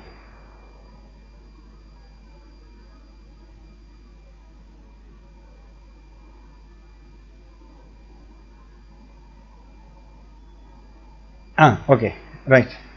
ஸோ இங்கே அவர் என்ன சொல்றாரு, சைத்தன்ய மகாபிரபுடைய அந்தரங்க பக்தர்கள் யாராரு? கோவிந்தா, காசீஸ்வர பண்டிட், ராமானந்த ராய், சார்வபௌம பட்டாச்சாரியா, நித்யானந்த பிரபு இருக்கார். அப்போ நித்யானந்த பிரபு, இந்த மாதிரி நிறைய அந்தரங்க பக்தர்கள் இருக்காங்க. இவர்கள் எல்லாருமே நீங்கள் எல்லாரும் நீங்கள் கருணை வைத்தீங்கன்னா தயவு செய்து என்னை பற்றி கொஞ்சம் பெட்டிஷன் போடுங்க சைத்தன்ய மகாபிரபுட்ட. நான் அவரை தரிசனம் பண்ணணும்னு ஏங்கிட்டே இருக்கேன். இதை தயவு செய்து நீங்கள் கருணையை வைத்தீங்கன்னா அது நடக்கும். இதை நீங்கள் அவர்கிட்ட சொல்லுங்கள். நான் சைத்தன்ய மகாபிரபுடைய தர்சனம் கிடைக்கலைன்னு அந்த லெட்டரில் எழுதுறார் ராஜா பிரதாபருத்ரா. அவருடைய தர்சனம் எனக்கு கிடைக்கலைன்னா நான் ராஜ்யத்தை துறக்கிறதுக்கு தயார் அப்படின்னு சொல்கிறார். இதுதான் இம்பார்ட்டன்ட். அதனால தான் ஜட உலகம் பிடிப்பு இல்லாமல் போகிறதுங்கிறது தான் அர்த்தம். ராஜ்யத்தை நான் துறக்கிறதுக்கு தயார். நாம் எல்லாருமே அந்த பகவான் கிருஷ்ணா கூட இருக்கக்கூடிய உறவை நாம் டேஸ்ட் பண்ணாததுனால ஜட உலகம் நம்மளுக்கு ரொம்ப பெருசாக தெரியுது. ஜட உலக சௌக்கியங்கள் நம்மளுக்கு ரொம்ப பிரதானமாக தெரியுது. ஒன்ஸ் நாம் கிருஷ்ணர் கூட மகாபிரபு கூட இருக்கக்கூடிய உறவில் நம்ம கொஞ்சம் டேஸ்ட் பண்ண ஆரம்பிச்சிட்டோம்னா அது தெய்வீகமானது. அதை டேஸ்ட் பண்ண ஆரம்பிச்சிட்டோம்னா நம்ம ஜட உலகத்தை துச்சமாக மதிப்போம். இப்படிதானே ஸ்ரீல ரூப கோஸ்வாமி அண்ட் சனாதன கோஸ்வாமி இவர்கள் தியக்த்வா தூர்ணம் அசேஷ மண்டலபதி ஸ்ரேணிம் சதா துச்சவத். அசேஷ மண்டலபதி அவர்கள் பெரிய அமைச்சர்கள், பிரதம மந்திரிகள் ராஜாவுக்கு. ஆனால் அப்படிப்பட்ட ஸ்ரீல ரூப கோஸ்வாமி சனாதன கோஸ்வாமி இந்த பிரதம மந்திரிங்கிற அந்த பதவியை தியக்த்வா தூக்கி போட்டாங்களாம். துச்சமாக கருதி அதை தூக்கி போட்டு வந்துட்டாங்க. அண்ட் அவர்கள் கௌபியம் கட்டிட்டு அவர்கள் பிருந்தாவனத்தை உட்காந்துட்டாங்க. ஏன் அப்படின்னா ஸ்ரீ சைத்தன்ய மகாபிரபு கிருஷ்ணா இவர்கள் கூட இருக்கக்கூடிய உறவுல கிடைக்கக்கூடிய ஆனந்தம் அது தெய்வீகமான ஆனந்தமாமா. அதை ஒன்ஸ் ஒரு தடவை ஜீவாத்மா டேஸ்ட் பண்ண ஆரம்பிச்சிருச்சுன்னா அவருக்கு ஜட உலகம் பிடிக்காம போயிடும். இதுதான் ஆக்சுவலி அதன் நிலை அடையிறதுக்கு தான் நம்ம முயற்சி பண்ணிட்டு இருக்கோம். எவ்ரிடே நம்ம பக்தி பயிற்சி செய்வது அதற்கு தான். பக்தி பரேஷானுபாவோ விரக்திர் அந்நியத்ர ஸ்யாத் அப்படின்னு ஸ்ரீமத் பாகவதத்தில் படிக்கிறோம். பக்தி தொண்டு நம்ம பயிற்சி செய்யும்போது விரக்தி வருமாம். பாகவதம் சொல்றது ஜட உலக பற்றின்மை உருவாகுமாமா. ஓகே. ஸோ இங்கே அதனால் இவர் என்ன லெட்டரில் எழுதுகிறார் ராஜா பிரதாபருத்ரா, இப்பொழுது நான் சைத்தன்ய மகாபிரபு தர்சனம் எனக்கு கிடைக்கலன்னா நான் ராஜ்யத்தை துறந்துடுவேன், துறந்து ஒரு துறவியை மாறிடுவேன்னு சொல்கிறார். காதில் ஒரு காதில் தோடு போட்டுண்டு துறவி அப்படிதானம்மா. அவர்கள் துறவிகள் எப்படின்னா ஜட உலகத்தை பெருசாக விரும்பாததுனால ஜட உலக மனிதர்களுக்கோசரம் தன்னை அலங்கரித்துக் கொள்ள மாட்டாங்களா? சாதாரணமாக ஜட உலகத்தில் எப்படி மனிதர்கள் மற்றவர்களுக்கோசரம் தன்னை அலங்கரித்துக் கொள்வாங்க, அப்படிதானே ஜட உலகம். ஆனால் ஒரு ஒரு துறவி எப்படின்னா ஜட உலகத்துக்கோசரம் தன்னை அலங்கரித்துக் கொள்ள மாட்டாங்க. அவர் இவர் சொல்றாருன்னா, ராஜ்யத்தை துறந்துடுவேன், பூரியுடைய ராஜாங்கிற அந்த ஸ்தானத்தை துறந்துட்டு துறவியா மாறி நான் ஒரு காதுல தோடு போட்டுட்டு நான் அப்படி வெளியில வந்துடுவேன் அப்படின்னு லெட்டரில் எழுதுறாரு. இந்த லெட்டர் பட்டாச்சாரியாவுக்கு வருது. பட்டாச்சாரியா அப்படி டென்ஷன் ஆயிடுறாரு. ஐயோ, ராஜா துறவி ஆயிடுவேன்னு சொல்றாரு, ராஜ்யத்தை துறந்துருவேன்னு சொல்றாரு, சைத்தன்ய மகாபிரபு தரிசனம் கிடைக்கலன்னா நமக்கு எதுக்கடா வம்பு அப்படின்னு சொல்லிட்டு அவர் நேராக போய் அந்த லெட்டர் எடுத்துட்டு போய் நித்யானந்த பிரபு, தென் கோவிந்தா, தென் ஸ்வரூப தாமோதர கோஸ்வாமி, ராமானந்தராய், காசீஸ்வர ராமானந்தராய் கிடையாது, அப்போ ராமானந்தராய் அப்போ வரல, காசீஸ்வர பண்டிட், இவங்க எல்லாம் இருக்காங்க. காசீஸ்வர பண்டிட் யாருன்னா சைத்தன்ய மகாபிரபுடைய அந்தரங்க ஒரு பாடி கார்டு மாதிரியா, பாடி கார்டு மாதிரியா. சைத்தன்ய மகாபிரபு எங்கே போனாலும் ஜெகநாத்புரி டெம்பிளுக்குள்ளே தரிசனம் பண்ண போகும்போது அவரோட அழகை பார்த்து கூட்டம் அப்படியே மொச்சு வந்துருமாமா, அவர் நோக்கி வந்துருமாமா. அந்த கூட்டத்தெல்லாம் அவர் விலக்கி விடுவாராமா, ரொம்ப ஸ்ட்ராங்காமா. அவர் காசீஸ்வர பண்டிட், அவரை அந்தரங்க மெய்கா போலர் மாதிரியா.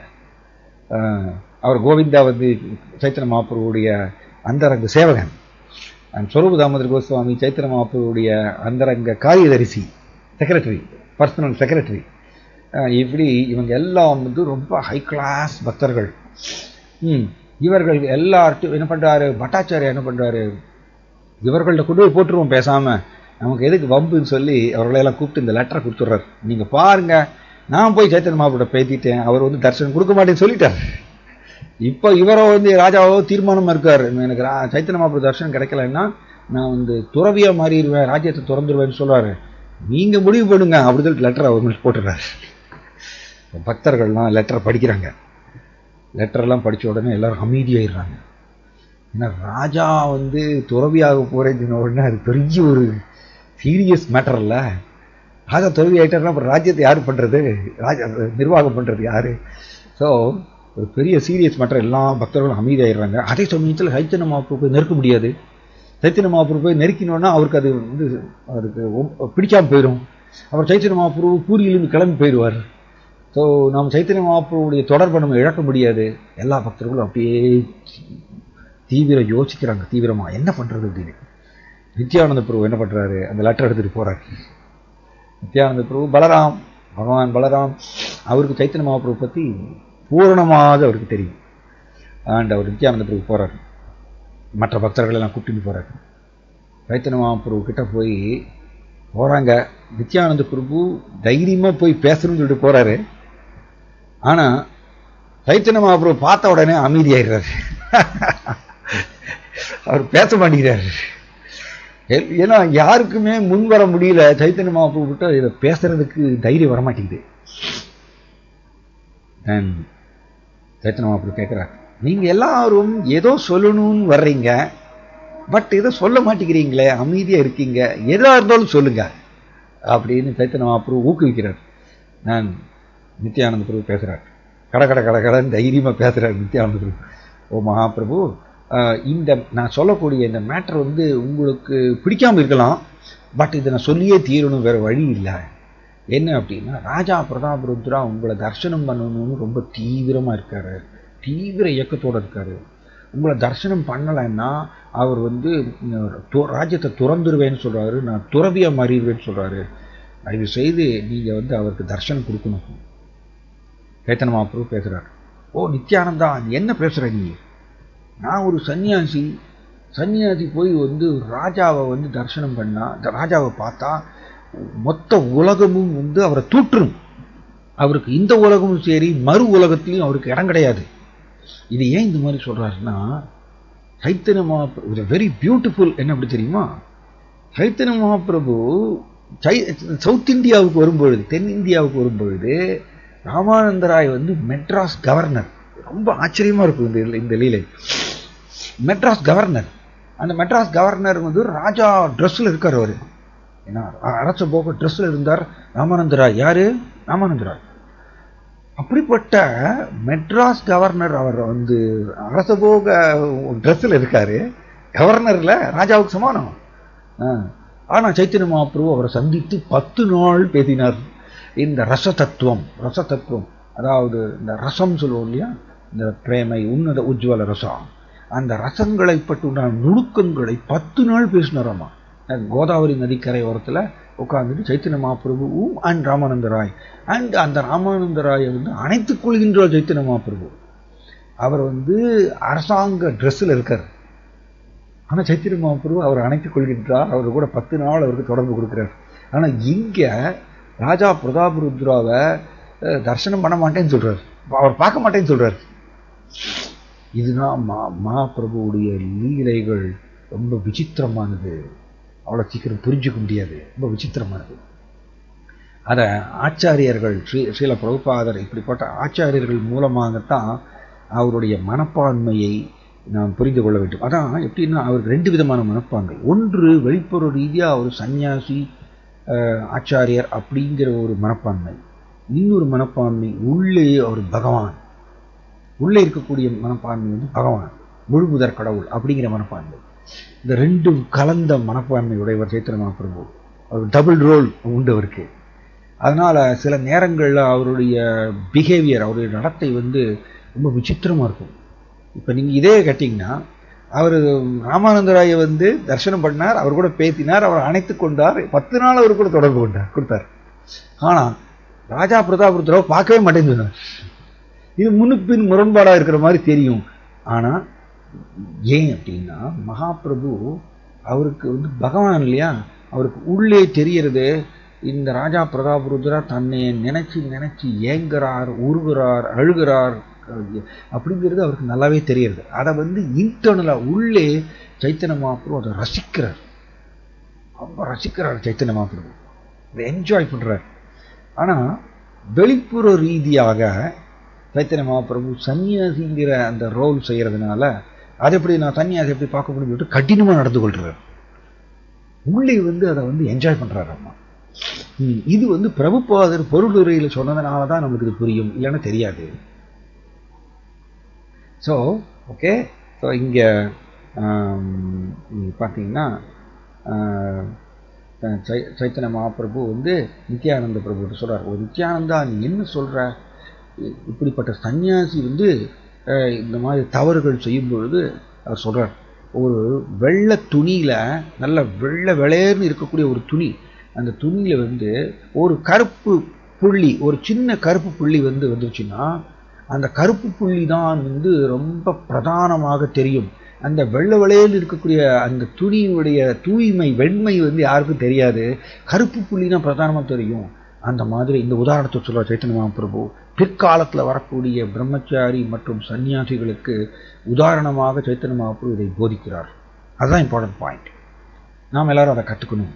ஸோ எஸ்பெஷலி குறிப்பாக இந்த உலகத்தில் பிரம்மச்சாரி சன்னியாசி வந்து ரொம்ப ஜாக்கிரதையாக நடந்துக்கணும். ஏன்னா ஒரு சின்ன விலகல் வந்து என்ன ஆகுமாமா, சைத்தன்ய மகாபிரபு சொல்றார், உலகத்தில் இருக்கக்கூடிய மக்கள் வந்து சன்னியாசி மற்றும் பிரம்மச்சாரி இவர்களுடைய ஒரு சின்ன விலகல் கூட வந்து அவர்களுக்கு பூதாகரமாக தெரியுமா, பூதாகரமாக தெரியும், அதை வந்து குறை சொல்லுவாங்க. அதனால் நான் சன்னியாசியாக இருக்கேன், நான் எப்படி இந்த தர்மத்தை நிராகரிச்சுட்டு நான் அவரை போய் பார்க்க முடியும், நீங்கள் எல்லாரும் என்னை வந்து ஃபோர்ஸ் பண்ணுறீங்க, இப்படி கட்டக்குலேருந்து கட்டக்குக்கு போய் நான் ராஜாவை பார்க்கணும்னு நீங்கள் என்னை ஃபோர்ஸ் பண்ணுறீங்க அப்படின்னு சொல்லி அவர் வந்து சொல்கிறார்.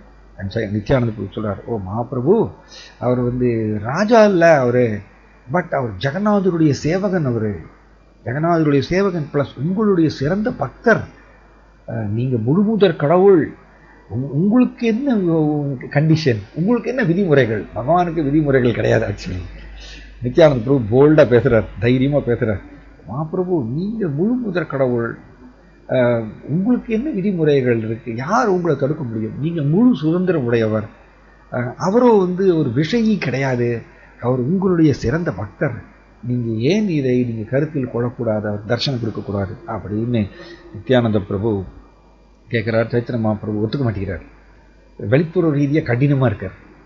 தென் நித்யானந்த பிரபு சொல்றார், ஓகே ஒரு வழி இருக்கு. ஒரு வழி என்ன அப்படின்னா, நித்யானந்த பிரபு தைரியமா சொல்றார். ஏன்னா அவர் மட்டும்தான் சைத்தன்ய மகாபிரபுவோட தைரியமா பேச முடியும். சார்வபௌம பட்டாச்சாரியாரால பேச முடியல. நித்யானந்த பிரபு முடியாதுன்னு சொல்லிடுறாரு, சார்வபௌம பட்டாச்சாரியா அமைதியே வெளியில் வந்துடுறாரு. பட் நித்யானந்த பிரபு போல்டா பேசுறாரு, ஓ மகாபிரபு நீங்க ஒன்று பண்ணுங்க, உங்களே நினைச்சு நினைச்சு உருகிறார், அவருக்கு நீங்க வந்து கொஞ்சம் கருணை செலுத்தக்கூடாதா அப்படின்னு சொல்லிட்டு ஒரு வழி நான் சொல்லித்தரேன். என்ன அப்படின்னா, நீங்க யூஸ் பண்ணிட்டு இருக்கக்கூடிய துணி கிளாத் அதுல ஒரு பகுதியை வந்து கிழித்து நீங்க அவருக்கு கொடுங்க. ஏன்னா சாஸ்திரத்திலிருந்து ஒரு மேற்கோள் கொடுக்கிறார் நித்யானந்த பிரபு. சாஸ்திரத்தில் என்ன சொல்லியிருக்குன்னா, நீங்க யூஸ் பண்ண ஒரு துணியை வந்து அவருக்கு கொடுக்கும் பொழுது அது வந்து அவருக்கு ஆறுதலை கொடுக்கும், உங்களுடைய தரிசனம் கூடிய விரைவில் அவருக்கு கிடைக்கும் சொல்லிட்டு அவருக்கு அந்த ஆறுதலை ஏற்படுத்தும். அவருடைய அந்த ஏக்கத்தை கொஞ்சம் அது மருந்து போடுற மாதிரி இருக்கும் அந்த ஏக்கத்துக்கு. அதனால இதை நீங்க செய்யலாம் அப்படின்னு சொல்லிட்டு, இதை உங்களுடைய துணியை நீங்க அவருக்கு கொடுத்தீங்கன்னா உங்களோட தரிசனம் பண்ணதுக்கு சமானம் அது அப்படின்னு சாஸ்திரத்துக்கு ஒரு மேற்கோள் கொடுக்கிறார் ஸ்ரீ நித்யானந்த பிரபு. சைத்தன்ய மகாபிரபு என்ன சொல்றாரு, அவர் என்ன பண்றாரு, ஓகே நீங்கெல்லாம் பெரிய சாஸ்திர புலமை வாய்ந்தவர்கள், நீங்கெல்லாம் பண்டிதர்கள், சரி நீங்க என்ன சொல்றீங்களோ அதை நான் அதை ஏற்றுக்கொள்றேன் அப்படின்னு சொல்றாரு. மகாபிரபு ரொம்ப அப்படி பூடகமா அப்படி பேசுறாரு, நீங்க என்ன சொல்றீங்களோ அதை நான் அப்படியே ஏற்றுக்கொள்கின்றேன், இதை நான் அனுமதிக்கிறேன் அப்படின்னு சொல்றாரு. ஸோ நித்யானந்த பிரபு என்ன பண்றாரு, கோவிந்தா சைத்தன்ய மகாபிரபுடைய அந்தரங்க சேவகன் கோவிந்தாட்ட போய் கேட்கிறார், சைத்தன்ய மகாபிரபு யூஸ் பண்ண ஒரு மேலாடை அந்த துணியை கொடு அப்படின்னு கேட்கிறார். ஸோ கோவிந்தா அந்த துணியை கொடுக்கிறார். நித்யானந்த பிரபு சார்வபௌம பட்டாச்சாரியார் கொடுக்கிறார். பட்டாச்சாரியா கொண்டு போய் ராஜா பிரதாபருத்ராட்ட கொடுக்கிறார். பிரதாபருத்ரா அந்த துணியை வாங்கின உடனே அவர் கண்ணில் எடுத்து ஒத்திக்கிறார், நெஞ்சில வச்சு அணைச்சிக்கிறார். சைத்தன்ய மகாபிரபு போட்டு துணியா அவர் சொல்லிட்டு நெஞ்சில வச்சு அணைச்சிக்கிறார். அவர் கண்ணுக்கு தார தாரையா தண்ணீர் வருது, அண்ட் மைக்கால்கள் கூச்செறியறது. அண்ட் ராஜா பிரதாபருத்ரா இந்த சைத்தன்ய மகாபிரபு உடுத்திய இந்த துணியை வந்து அவர் வந்து வழிபாடு செய்கிறார். இவர் கண்ணிலிருந்து தார தாரையா தண்ணீர் வரதை பார்த்த உடனே சார்வபௌம பட்டாச்சாரியார் சொல்றார், ஓ ராஜா, உங்களுடைய இந்த உண்மையான தீவிர இயக்கம் இதை நான் புரிந்து கொண்டேன், கவலைப்படாதீங்க, உங்களுடைய இந்த தீவிர இயக்கம் வந்து கூடிய விரைவில் உங்களுக்கு சைத்தன்ய மகாபிரபுடைய தர்சனத்தை ஏற்படுத்தி கொடுக்கும், நீங்க இதை கவலைப்படாதீங்க, இது நடக்கும் அப்படின்னு சொல்றாரு. இது இம்பார்ட்டன்ட், ரொம்ப ரொம்ப முக்கியமான ஒரு பாயிண்ட். ஏன் அப்படின்னா, இங்க சார்வபௌம பட்டாச்சாரியா சைத்தன்ய மகாபிரபுவுக்கு குருங்கிற ஸ்தானத்தை வந்து செய்கின்றார், அந்த ரோல் செஞ்சுட்டு இருக்கார். ஏன்னா நீங்க பார்த்தீங்கன்னா குரு மட்டும்தான் கிருஷ்ணரை வந்து காமிச்சு கொடுக்க முடியும். அண்ட் கிருஷ்ணரை சந்திக்கக்கூடிய அந்த உரிய ஏற்பாடை வந்து குரு தான் வந்து செய்ய முடியும். குரு தான் கிருஷ்ணரை பற்றி சொல்லிக் கொடுக்குறார் சிஷ்யருக்கு, சொல்லி கொடுத்துட்டு அவர் சிபாரிசு செய்கிறார். குரு தான் சிபாரிசு செய்கிறார் கிருஷ்ணர்கிட்ட, இவர் நல்ல சிஷ்யர், நல்ல பக்தர், இவரை நீங்கள் ஏற்றுக்கொள்ளுங்கள் உங்களுடைய சேவையில் அப்படின்னு சொல்லி குரு தான் வந்து சிபாரிசு செய்கிறார் கிருஷ்ணர்கிட்ட. அவர் சிபாரிசு செய்தால் மட்டும்தான் அது நடக்கும். அதே மாதிரியே இங்கே ராஜா பிரதாபருத்ராவுக்கு சார்வபௌம பட்டாச்சாரியா குருங்கிற ரோல் செய்கிறதுனால அவர் வந்து சொல்கிறார், இப்போ அவர் வாயிலிருந்து வந்துருச்சு, குரு வாயிலிருந்து வந்துருச்சு, கூடிய விரைவில் உங்களுடைய தீவிர இயக்கம், உண்மையான இயக்கத்தை நான் புரிந்து கொண்டேன், இந்த இயக்கம் கூடிய விரைவில் உங்களை சைத்தன்ய மகாபிரபு தரிசனம் செய்யுமாறு அமையும், கவலைப்படாதீங்கன்னு சொல்லிட்டு அவர் சமாதானப்படுத்துறார். குருவுடைய வார்த்தை பொய்யாகாது. ஸோ இவர் சைத்தன்ய மகாபிரபுடைய அந்த துணியை வாங்கிட்டு அவர் ரொம்ப சந்தோஷமாக அதை வழிபாடு செய்கிறார். கொஞ்ச நாளைக்கு அப்புறம் அப்பையும் சைத்தன்ய ராஜா பிரதாபத்தை விட மாட்டேங்கிறார். இப்போ பாருங்க, கொஞ்சம் கொஞ்சமாக முன்னேறுகின்றார். முதல்ல சார்வபௌம பட்டாச்சாரியாவை அப்ரோச் பண்ணார், சைத்தன்ய மகாபிரபு தரிசனம் அவருக்கு கிடைக்கல. இப்போ அடுத்தது யார் சிபாரிசு செய்கிறாங்க, சைத்தன்ய மகாபிரபுட்ட ஸ்ரீ நித்யானந்த பிரபு சிபாரிசு செஞ்சுட்டார், நீங்கள் அவருக்கு தரிசனம் கொடுக்கணும்னு. இப்போ அதனால் ஒரு ஸ்டெப் முன்னாடி போயிட்டார். சைத்தன்ய மகாபிரபுடைய உடுத்திய துணி வந்து இப்போ அவருக்கு கிடைச்சிருச்சு, ஒரு ஸ்டெப்பு முன்னாடி போகிறார். இப்போ அதுதான் இம்பார்ட்டண்ட். இவருடைய தீவிர இயக்கம் கொஞ்சம் கொஞ்சமாக சைத்தன்ய மகாபிரபு நோக்கி நெருங்கி போகிறதுக்கு வழியாக அமைகின்றது. அதனால தான் பக்தர்கள் பகவான் பிரிந்து இருக்கக்கூடிய இயக்கத்தை வந்து மெயின்டைன் பண்ணணும். அது வந்து அந்த இயக்கமே அவரை நோக்கி பகவான் நோக்கி நெருங்கி கொண்டு போகணும். இதை வந்து தவத்து சச்சினந்தன சுவாமியார் அது ரொம்ப அருமையாக சொல்கிறார். அவர் எப்படி சொல்கிறாருன்னா, பகவானை நோக்கி பிரிந்திருக்கக்கூடிய இந்த ஃபீலிங் வந்து எப்படின்னா, இது எப்படின்னா வெளிப்புற ரீதியாக பிரிவு மாதிரியே தெரியுமாம்மா. ஆனால் எவ்வளவுக்கு எவ்வளோ அவரை நினச்சி உருகுறோமோ அந்த அளவுக்கு உடனடியாக உள்ளே பகவான் உடனே அவர் கூட தொடர்பு கொள்வாராம். இது ஒரு புதிர் அப்படிங்கிறார் கச்சிரந்திரன் சுவாமி மகாராஜ். ரைட், இது ஒரு பேரடாக்ஸ் புதிர், இது புரியாத புதிர். சாதாரணமாக ஜட உலகத்தில் பிரிவு அப்படி கிடையாது. ஜட உலகத்தில் வெளிப்புற ரீதியாக பிரிவில் வந்து வாடுவாங்க, உள்ளேயும் வாடுவாங்க. ஆனால் இங்கே அப்படி கிடையாது. வெளிப்புற ரீதியாக பிரிவில் வாடுற மாதிரி இருக்கும், உள்ளே பகவான் உடனே தொடர்பு கொள்வாராம் அவர் கூட. ஏன்னா அவருடைய பிரிவு ரொம்ப இன்டென்ஸ், தீவிரமானது. ஸோ இங்கே இப்படி இருக்கும்பொழுது ராமானந்தராய் சைத்தன்ய மகாபிரபு ஆணையிட்டார் அவருக்கு. என்னென்னா, நீ வந்து மெட்ராஸ் கவர்னர் இருக்கிற அந்த பதவியை துறந்துட்டு நீ வந்துடு, எங்கூட வந்து இரு, பூரியில் வந்து இரு அப்படின்னு சொன்னதுனால ராமானந்தராய் 10 நாள் நடந்து வராராமா. அவர் வந்து மெட்ராஸ் கவர்னருங்கிற அந்த பதவியை ராஜினாமா செஞ்சுட்டு, ஏன்னா இந்த மெட்ராஸ் கவர்னருங்கிற பதவியை ராமானந்தராய் யார் கீழே செய்கிறாருன்னா ராஜா பிரதாபருத்ராவுக்கு கீழே தான். அவருக்கு கீழே தான் மெட்ராஸ் கவர்னருங்கிற இந்த ரோல் அவர் செஞ்சிட்டு இருந்தார். அதனால் அவர் சைத்தன்ய மகாபிரபு ஆணையிட்டதுனால ராமானந்தராய் மெட்ராஸ் கவர்னருங்கிற பதவியை ராஜினாமா செஞ்சுட்டு 10 நாள் இந்த கோதாவரி நதி கரையோரம் அங்கே இருந்து ஆந்திரா, அங்கே இருந்து பூரி வரைக்கும் நடந்து வரார். பூரியில் நடந்து வந்த உடனே நேராக போய் ராஜா பிரதாபருத்ராவை சந்திக்கிறார். ஏன்னா அவர் கீழே தானே இவர் வந்து மெட்ராஸ் கவர்னராக இருக்கார். ஸோ அவர்கிட்ட அதிகாரப்பூர்வமாக தெரிவிக்கணும் இல்லையா, அஃபிஷியலாக தெரிவிக்கணும். அவர் சொல்கிறார், நீங்கள் எனக்கு ராஜினாமா கொடுக்கணும், ரிசைன் பண்ணுறேன், நான் மெட்ராஸ் கவர்னருங்கிற பதவியிலிருந்து எனக்கு நீங்கள் ராஜினாமா கொடுக்கணும், நான் சைத்தன்ய மகாபிரபு கூட நான் சேர்ந்து இருக்கணும்னு விரும்புகின்றேன், எனக்கு நீங்கள் அனுமதி கொடுக்கணும் அப்படின்னு கேட்குறாரு. நார்மலி ஒருத்தர் வந்து அரசாங்கத்திலிருந்து, அரசாங்க வேலையிலிருந்து நான் ரிசைன் பண்ணிக்கிறேன், நான் வந்து போய் வந்து எனக்கு எக்ஸ்பீரியன்ஸ் இருக்குது, ஒரு எக்ஸ்பீரியன்ஸ் நான் அது சொல்கிறேன். நான் வந்து முதல்ல இஸ்கானில் வந்து ஆசிரமத்தில் முழு நேர பிரம்மச்சாரியா தேடுறதுக்கு முன்னாடி நான் வந்து கார்வி கன்சல்டன்ஸுங்கிற ஒரு கம்பெனியில் வந்து அதில் ஒர்க் பண்ணிகிட்டு இருந்தேன். அது ஒர்க் பண்ணிருக்கும் பொழுது நான் வந்து என்னுடைய பாஸ்ட்டை வந்து நான் சொன்னேன், இந்த மாதிரி எனக்கு வந்து நான் ரிசைன் பண்ணிக்கிறேங்க ஜாப்பை, நான் இஸ்கானில் வந்து ஆசிரமத்தில் வந்து பிரம்மச்சாரியாக சேர போகிறேன், எனக்கு ரிசைன் பண்ணுறதுக்கு பர்மிஷன் கொடுங்க அப்படின்னு கேட்டேன். அந்த பாஸ் வந்து ரொம்ப பயங்கரமாக பிரச்சனை பண்ணார், ஏகப்பட்ட பிரச்சனை பண்ணார்.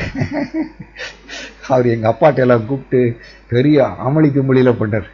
இவரை நீங்கள் போக விடக்கூடாது, நீங்கள் இவருக்கு அனுமதி கொடுக்கக்கூடாதுன்னு சொல்லிட்டு எங்கள் அப்பாட்டெல்லாம் வந்து பேசினார் அந்த கம்பெனியுடைய பாஸ். ஸோ சாதாரணமாக ஜட உலகத்தில் அனுமதி கொடுக்க மாட்டாங்க. நம்ம ஆன்மீகத்தில் முழு மனதாக நம்ம ஈடுபட போகிறோம், நீங்கள் எனக்கு ஜட உலக செயல்களில் எனக்கு விடுதலை கொடுங்கன்னு கொடுக்க மாட்டாங்க, ஜட உலகம் மக்கள் கொடுக்க மாட்டாங்க. ஆனால் ராஜா பிரதாபருத்ரா அப்படி இல்லை. அவர் என்ன பண்ணுறாரு, அவர் சைத்தன்ய மகாபிரபு நோக்கி ஏங்குறார் இல்லையா. ஸோ அவர் என்ன சொல்கிறார், ஓ ராமானந்தராய், வெரி குட், நீ எவ்வளோ பெரிய முடிவு எடுத்திருக்க, சைத்தன்ய மகாபிரபு கூடவே சேர்ந்து இருக்க போறியா, எவ்வளோ பெரிய பாக்கியம் இது, உனக்கு உடனே நான் அனுமதி கொடுக்கின்றேன் ராஜினாமா செய்வதற்கு. மேலும் சொல்கிறார், கிராஜுவிட்டி கொடுக்குறார். கிராஜுவிட்டின்னு சொல்லுவோம் இல்லையா, ரிட்டையர்மெண்ட் பெனிஃபிட்ஸ். ரிட்டையர் ஆனன்னு வச்சுக்கோங்க, ரிட்டையர் ஆனோன்னா என்ன கொடுப்பாங்க, கவர்மெண்ட்லேருந்து நிறைய இந்த கிராஜுவிட்டின்னு கொடுப்பாங்க, பென்ஷன் கிராஜுவிட்டி இதெல்லாம் கொடுப்பாங்க. ஒரு மொத்த ஒரு தொகை வந்து கொடுப்பாங்க கையில். அவர் வந்து மீதி இருக்கக்கூடிய காலத்தை கழிக்கிறதுக்கோசரம் அது மாதிரி கொடுப்பாங்க. ஸோ ராஜா பிரதாபருத்ரா ரொம்ப சந்தோஷமாக ராமானந்தராய்க்கு வந்து இந்த கிராஜுவிட்டி கொடுக்குறார். கிராஜுவிட்டி நிறைய மொத்த தொகை கொடுக்குறார். கொடுத்து அவருக்கு வந்து வழி அனுப்புகிறார், நீங்கள் சந்தோஷமாக போங்க, நீங்கள் சைத்தன்ய மகாபிரபு கூடவே இருங்க, நீங்கள் ரொம்ப பாக்கியசாலி, எனக்கு தான் கிடைக்கல அப்படிங்கிறார். மெதுவாக ஆரம்பிக்கிறார். ஓ ராமானந்தராய், தயவு செய்து நீங்கள் சைத்தன்ய மகாபிரபுக்கு பிரியமானவர், நீங்கள் அதனால தான் சைத்தன்ய மகாபிரபு உங்களை வந்து கவர்னருங்கிற பதவியை ராஜினாமா செஞ்சுட்டு தன் கூடவே இருக்கணும்னு அவர் உங்களுக்கு ஆணையிட்டிருக்கார். ஏன்னா நீங்கள் சைத்தன்ய மகாபிரபுக்கு பிரியமான ஒரு பக்தர், நெருங்கிய பக்தர். ராமானந்தராய் அப்படிப்பட்டவராங்க. ராமானந்தராய் அண்ட் ஸ்வரூப் தாமோதர கோஸ்வாமி இவங்க 2 பேரும் தான் சைத்தன்ய மகாபிரபு நைட் டைமில் தூங்க மாட்டாராமா. நைட் டைமில் அவருக்கு வந்து பிரிவு அதிகரிக்குமாம். அவர் ஒரு நாளை வந்து ஸ்ரீல கிருஷ்ணதாஸ் கவிராஜ கோஸ்வாமி சைத்தன்ய சரிதாமிரத்தில் ரொம்ப அற்புதமாக வருகிறார். 3 விதமான பாவம் அம்மா அவருக்கு. ஒரு நாளில் 24 ஹவர்ஸில் 3 விதமான பாவத்தில் இருந்தாராம்மா சைத்தன்ய மகாபிரபு. ஒரு பாவம் எப்படின்னா, கம்ப்ளீட்டாக கிருஷ்ணாட்டிருந்து பிரிந்து இருக்கக்கூடிய ஃபீலிங்கில் தன்னை மறந்த நிலையில் ஆழ்ந்திருப்பாராம்மா. கம்ப்ளீட் தெய்வீக நிலையில் ஆழ்ந்திருப்பாராம்மா. நான் எங்கே இருக்கேன், யார், எதுவுமே தெரியாமல் அப்படி தெய்வீகத்தில் ஆழ்ந்து கிடப்பாராம்மா. அவர் பல நாட்கள் சிம்மத்வாரா, ஜெகநாத் பூரியுடைய சிம்மத்வாரா கேட்டு வாசலில் கிடப்பாராம்மா. சில நாட்களில் வந்து சைத்தன்ய மகாபிரபு மாட்டுக்கொட்டகையில் கிடப்பாராம்மா, தன்னை மறந்த நிலையில் அன்கான்ஷியஸ் அப்படி ஆழ்ந்திருப்பாராம்மா. அது ஒரு நிலை. அப்புறம் இது வந்து மேக்சிமம் டைம் இப்படி இருப்பாராம்மா. 24 ஹவர்ஸில் மேக்சிமம் டைம் இப்படி தான் ஆழ்ந்திருப்பாராம்மா சைத்தன்ய மகாபிரபு. 18 வருட லீலைகள் இப்படி தான் இருந்தாராம். அதுக்கப்புறம் இன்னொரு நிலை என்னன்னா, பக்தர்கள் வந்து ராமானந்தராய், கோவிந்தா, சார்வபௌம பட்டாச்சாரிய இவங்கள்லாம் வந்து சுரூப தாமோதர் கோஸ்வாமி இவங்கெல்லாம் என்ன பண்ணுவாங்களாமா, சைத்தன்ய மகாபிரபு இந்த மாதிரியே விழுந்து கிடப்பாராம்மா, எங்கேயோ விழுந்து கிடப்பாராம்மா. அப்போ அவர் பக்கத்தில் போய் வந்து ரொம்ப சத்தமாக வந்து ஹரிநாம சங்கீர்த்தனம் செய்வாங்களாமா. இந்த சங்கீர்த்தனத்துடைய சவுண்டு உள்ளே போக போக போக என்ன ஆகுறதாம்மா, சைத்தன்ய மகாபிரபு மெதுவாக வந்து வெளியில் வருவாராம்மா. வெளியில் வந்தாருன்னா அவர் செமி கான்ஷியஸ்னஸில் இருப்பாராம்மா. பாதி வந்து தான் என்ன தெய்வீகத்தில் தன்னை மறந்த நிலையில் எதை அனுபவித்தாரோ, தெய்வீகமான அனுபவம் எதை அவர் கிடைச்சதோ அதில் பாதி இருப்பாராம்மா. மீதி பாதி வந்து அவர் வந்து தான் என்ன பார்த்தேன், தெய்வீக அனுபவத்தில் எனக்கு என்ன கிடைச்சதுங்கிறத பக்கத்தில் உடனே ராமானந்தராய் அண்ட் சுரூப தாமோதர் கோஸ்வாமி இவங்க 2 பேரையும் உட்கார வச்சு அவர்கிட்ட எக்ஸ்பிளைன் பண்ணுவாராம். நான் இதெல்லாம் பார்த்தேன், இதை நான் பார்த்தேன், நான் வந்து ராதாகிருஷ்ணா வந்து பிருந்தாவனத்தில் அவர்கள் ராச நடனம் செய்கிறத நான் பக்கத்தில் நின்று பார்த்தேன் அப்படிங்கிறது எல்லாமே சொல்லுவாராம் சைத்தன்ய மகாபிரபு. பாதி அது பாதி வந்து அதில் இருப்பார், பாதி வந்து ராமானந்தராய் சுரூப தாமோதர் கோஸ்வாமிகிட்ட சொல்லுவார். இது ஒரு நிலை. 3வது நிலை என்னன்னா, அவர் வந்து முழுவதும் வெளிப்புற ரீதியாக இருப்பாராம்மா. அப்போ பக்தர்கள் வீட்டில் போய் வந்து பிரசாதம் சாப்பிடுவார் அண்ட் பக்தர்கள் கூட சேர்ந்து சங்கீர்த்தனம் செய்வார். இது வந்து முழுவதும் வெளிப்புற நிலை. இது குறைவான நேரம் தானம்மா. மேஜர் டைம் அவர் வந்து சைத்தன்ய மகாபிரபு கிருஷ்ணன்ட்டிருந்து பிரிந்திருக்கக்கூடிய பாவத்தில் தான் அதிக நேரம் கழிச்சாரமோ, 24 மணி நேரத்தில். அதில் குறிப்பாக நைட் டைம் ஆயிடுச்சுன்னா அவருக்கு வந்து கிருஷ்ணன்ட்டிருந்து பிரிந்து இருக்கக்கூடிய இயக்கம் அதிகமாயிருமாங்க. டபுள் மடங்கு, ட்ரிபிள் மடங்கு அதிகமாகும். அப்போ அவர் என்ன செய்வார்னே தெரியாதாம. சில நேரங்களில் சைத்தன்ய மகாபிரபு அவர் வந்து அந்த கம்பீரா அந்த ரூம்குள்ளே, காசி மிஸ்ராவுடைய வீட்டில் இருக்க ஒரு ரூம், அந்த ரூம்குள்ளே வந்து தன்னுடைய முகத்தை போய் வந்து சுவரில் தேய்ப்பாராம்மா. முகத்தை சுவரில் தேய்க்கும்பொழுது முகத்திலேருந்து பிளட் ஒழுகுமாம்மா. தென் ராமானந்தராய் வந்து வீட்டுக்கே போக மாட்டாராம்மா. ராமானந்தராய் நைட்டு ஃபுல்லாக சைத்தன்ய மகாபிரபு பக்கத்திலே உட்காந்துருப்பாராம்மா, தூங்கவே மாட்டாராம்மா. ராமானந்தராய் பக்கத்திலேயே உட்காந்துட்டு சைத்தன்ய மகாபிரபுடைய அந்த ஃபீலிங்க்கு வந்து அதை அனுசரிக்கும் வகையில் பல பாடல்களை எடுத்து பாடுவாராம்மா. ஹோல் நைட்டு முழுவதும் ராமானந்தராய் அண்டு சுரூப தாமோதர் கோஸ்வாமி அவரை தூங்க வைப்பாங்களாம்மா. மெதுவாக அவரை அப்படியே மடியில் படுத்து வச்சு சைத்தன்ய மகாபிரபு தன்னுடைய மடியில் படுத்து வச்சுக்குவாருமா ராமானந்தராய். அவருக்கு வந்து சமாதானப்படுத்தும் வகையில் கீத கோவிந்தம், கோபிகா கீதம் இதெல்லாம் பாடுவாராம். சண்டிதாசர் இவருடைய பாடல்கள். இது வந்து அவர்களுக்கு மட்டும்தான் சைத்தன்ய மகாபிரபுடைய இந்த நுணுக்கமான மனநிலையை வந்து புரிந்து கொள்ள முடிஞ்சுதாம்மா. இப்படி இருக்கும் பொழுது ஸோ இங்கே அந்த ராமானந்தராய் சைத்தன்ய மகாபிரபு ரொம்ப ரொம்ப பிரியமானவர். அவர் வந்து இப்போ அவர்கிட்ட சொல்லிடுறார், யாரு ராஜா, தயவு செய்து சைத்தன்ய மகாபிரபு பிரியமான பக்தர் நீங்கள் பக்கத்தில் இருக்கும் பொழுது என்னை பற்றி கொஞ்சம் சொல்லுங்கள். நான் அவரை வந்து தரிசனம் பண்ணணும்னு நான் ரொம்ப ஏங்கிட்டு இருக்கேன். அவரையே நினச்சி நான் ஊறுகிறேன். தயவு செய்து என்னை பற்றி கொஞ்சம் சொல்லுங்கள், நான் அவரை பார்க்கணும்னு கொஞ்சம் சொல்லுங்கள் அப்படின்னு ராஜா பிரதாப் ருத்ரா சைத்தன்ய மகாபிரபு ராமானந்தராய்கிட்ட வந்து சொல்கிறார். அதனால் உங்களுக்கு நான் உடனே விடுப்பு கொடுக்குறேன், ராஜினாமா செய்வதற்கு உடனே நான் சந்தோஷமாக நான் உங்களுக்கு விடுப்பு கொடுக்குறேன், விடுதலை கொடுக்குறேன். உங்களுக்கு கிராஜுவேட்டி வச்சுக்கோங்க, நீங்கள் போங்க, நீங்கள் அதிர்ஷ்டசாலி. பட் சீக்கிரட்டாக அவர் சரியான மனநிலையில் இருக்கும்பொழுது கொஞ்சம் என்னை பற்றி சொல்லி அவரை நான் பார்க்கணும்னு நான் ஏங்குறேன்னு கொஞ்சம் சொல்லுங்க. விடமாட்டேங்கிறார். ராமானந்த ராஜா பிரதாபருத்ரா பாருங்க, இது வெரி வெரி இம்பார்ட்டன்ட், ரொம்ப முக்கியம். இந்த ஏக்கத்தை நம்ம மெயின்டைன் பண்ணிட்டே இருக்கணும். ஏக்கத்தை, பகவான்கிட்ட பிரிந்திருக்கேனேங்கிற ஏக்கத்தை நம்ம விட்டுட்டோம்னா நம்ம ஆன்மீக தற்கொலை செய்வதற்கு சமானம் ஆக்சுவலி. ஏன்னா பகவான்கிட்ட பிரிந்திருக்கேங்கிற ஒரு ஃபீலிங் வரலன்னு வச்சுக்கோங்க, ஜட உலகத்தை அனுபவிக்கணுங்கிற சுபாவம் மேலே வந்துடும். அப்போ அது ஆன்மீக தற்கொலை மாதிரி தான். ஆன்மீகத்தில் மேலோட்டமாக தான் இருப்போம். பகவான்கிட்ட பிரிந்திருக்கேங்கிற ஃபீலிங் எப்படி தெரியுமா? அது எப்படின்னா இன்டென்ஸ், தீவிரமான ஸ்மரணமாகும். தீவிர ஸ்மரணம், ஆழ்ந்த ஸ்மரணமாகும் அது. அதனால அதுலேயே ஆழ்ந்து இருக்கும்போது அதனால அவங்களுக்கு ஜட உலகம் பிடிக்காம போயிடும். ஜட உலகம் ஏதோ மேலோட்டமா செய்வாங்க, இருப்பு கொள்ளலன்னு சொல்லுவாங்க தமிழ்ல. அது மாதிரி இருக்கிறதுக்கு பிடிக்காது, ஏதோ மேலோட்டமா ஏதோ செய்வாங்க. அதுதான் நம்ம வளர்த்து கொள்ள வேண்டும். அதற்கோசரம் நாம் இந்த மாதிரி பகுதிகளெல்லாம் நம்ம படிக்கணும். சைத்தன்ய மகாபிரபு இந்த குறிப்பிட்ட பகுதிகள், ராமானந்த ராஜா பிரதாபருத்ரா எப்படி இயங்கினார், இதெல்லாம் நம்ம படிக்கணும், கேட்கணும். பெரிய பெரிய பக்தர்கள் இந்த மாதிரி பகவான்கிட்ட பிரிந்திருக்கக்கூடிய ஃபீலிங்லேயே அவங்க ஹோல் லைஃப் அப்படி பாடி பாடி அழுவாங்களாம். பல பல பாட்டுக்கள் பாடி அழுவாங்களாம். இது ஒரு உன்னதமான நிலை ஆக்சுவலி. இது வேற உலகம் ஆக்சுவலி. அதாவது நமக்கு புரியல. நம்ம எப்பொழுதுமே ஆக்சுவலி நம்ம சாப்பாடு, தூக்கம், இப்படிதான் கருத்து வித்தியாசம், சண்டை, சச்சரவு, இப்படிதான் ஓடிட்டே இருப்போம். மேட்டர் ஜடத்துக்கூடயே டீல் பண்ணிட்டே இருப்போம். இது வெளிப்புற ரீதியான ஒரு தோற்றம். அதனால தான் ஸ்ரீல ரூப கோஸ்வாமி பக்தி ரசாமிருத சிந்துன்னு சொல்லிட்டார். முன்னாடி அதை எக்ஸ்பிளைன் பண்ணியிருக்கேன். பக்தி ரசம் ஒரு கடல் மாதிரியே மேலோட்டமா இருந்தா இந்த முக்குணங்கள் தூக்கி தூக்கி போடும், அலை தூக்கி தூக்கி போடுற மாதிரியா. ஆனா கடலுடைய ஆழத்துக்குள்ள போகும்பொழுது வேற உலகம். அது அலை தெரியாது, கடுமையான வெயில் தெரியாது, வேற உலகம். அங்க சிப்பி முத்து எல்லாம் கிடைக்கும், நிசப்தமா இருக்கும் தண்ணீர் அடியில், இல்லையா? அதே மாதிரிதான் நாம் இந்த நிலைக்கு உள்ள போகும்பொழுது பிரபுபாதர் சொல்றார், பெரிய பெரிய சுறா மீன், திமிங்கலம்லாம் கடலுடைய ஆழத்துல தான் இருப்பாங்க, மேலே வரமாட்டாங்க அப்படி சொல்றார்.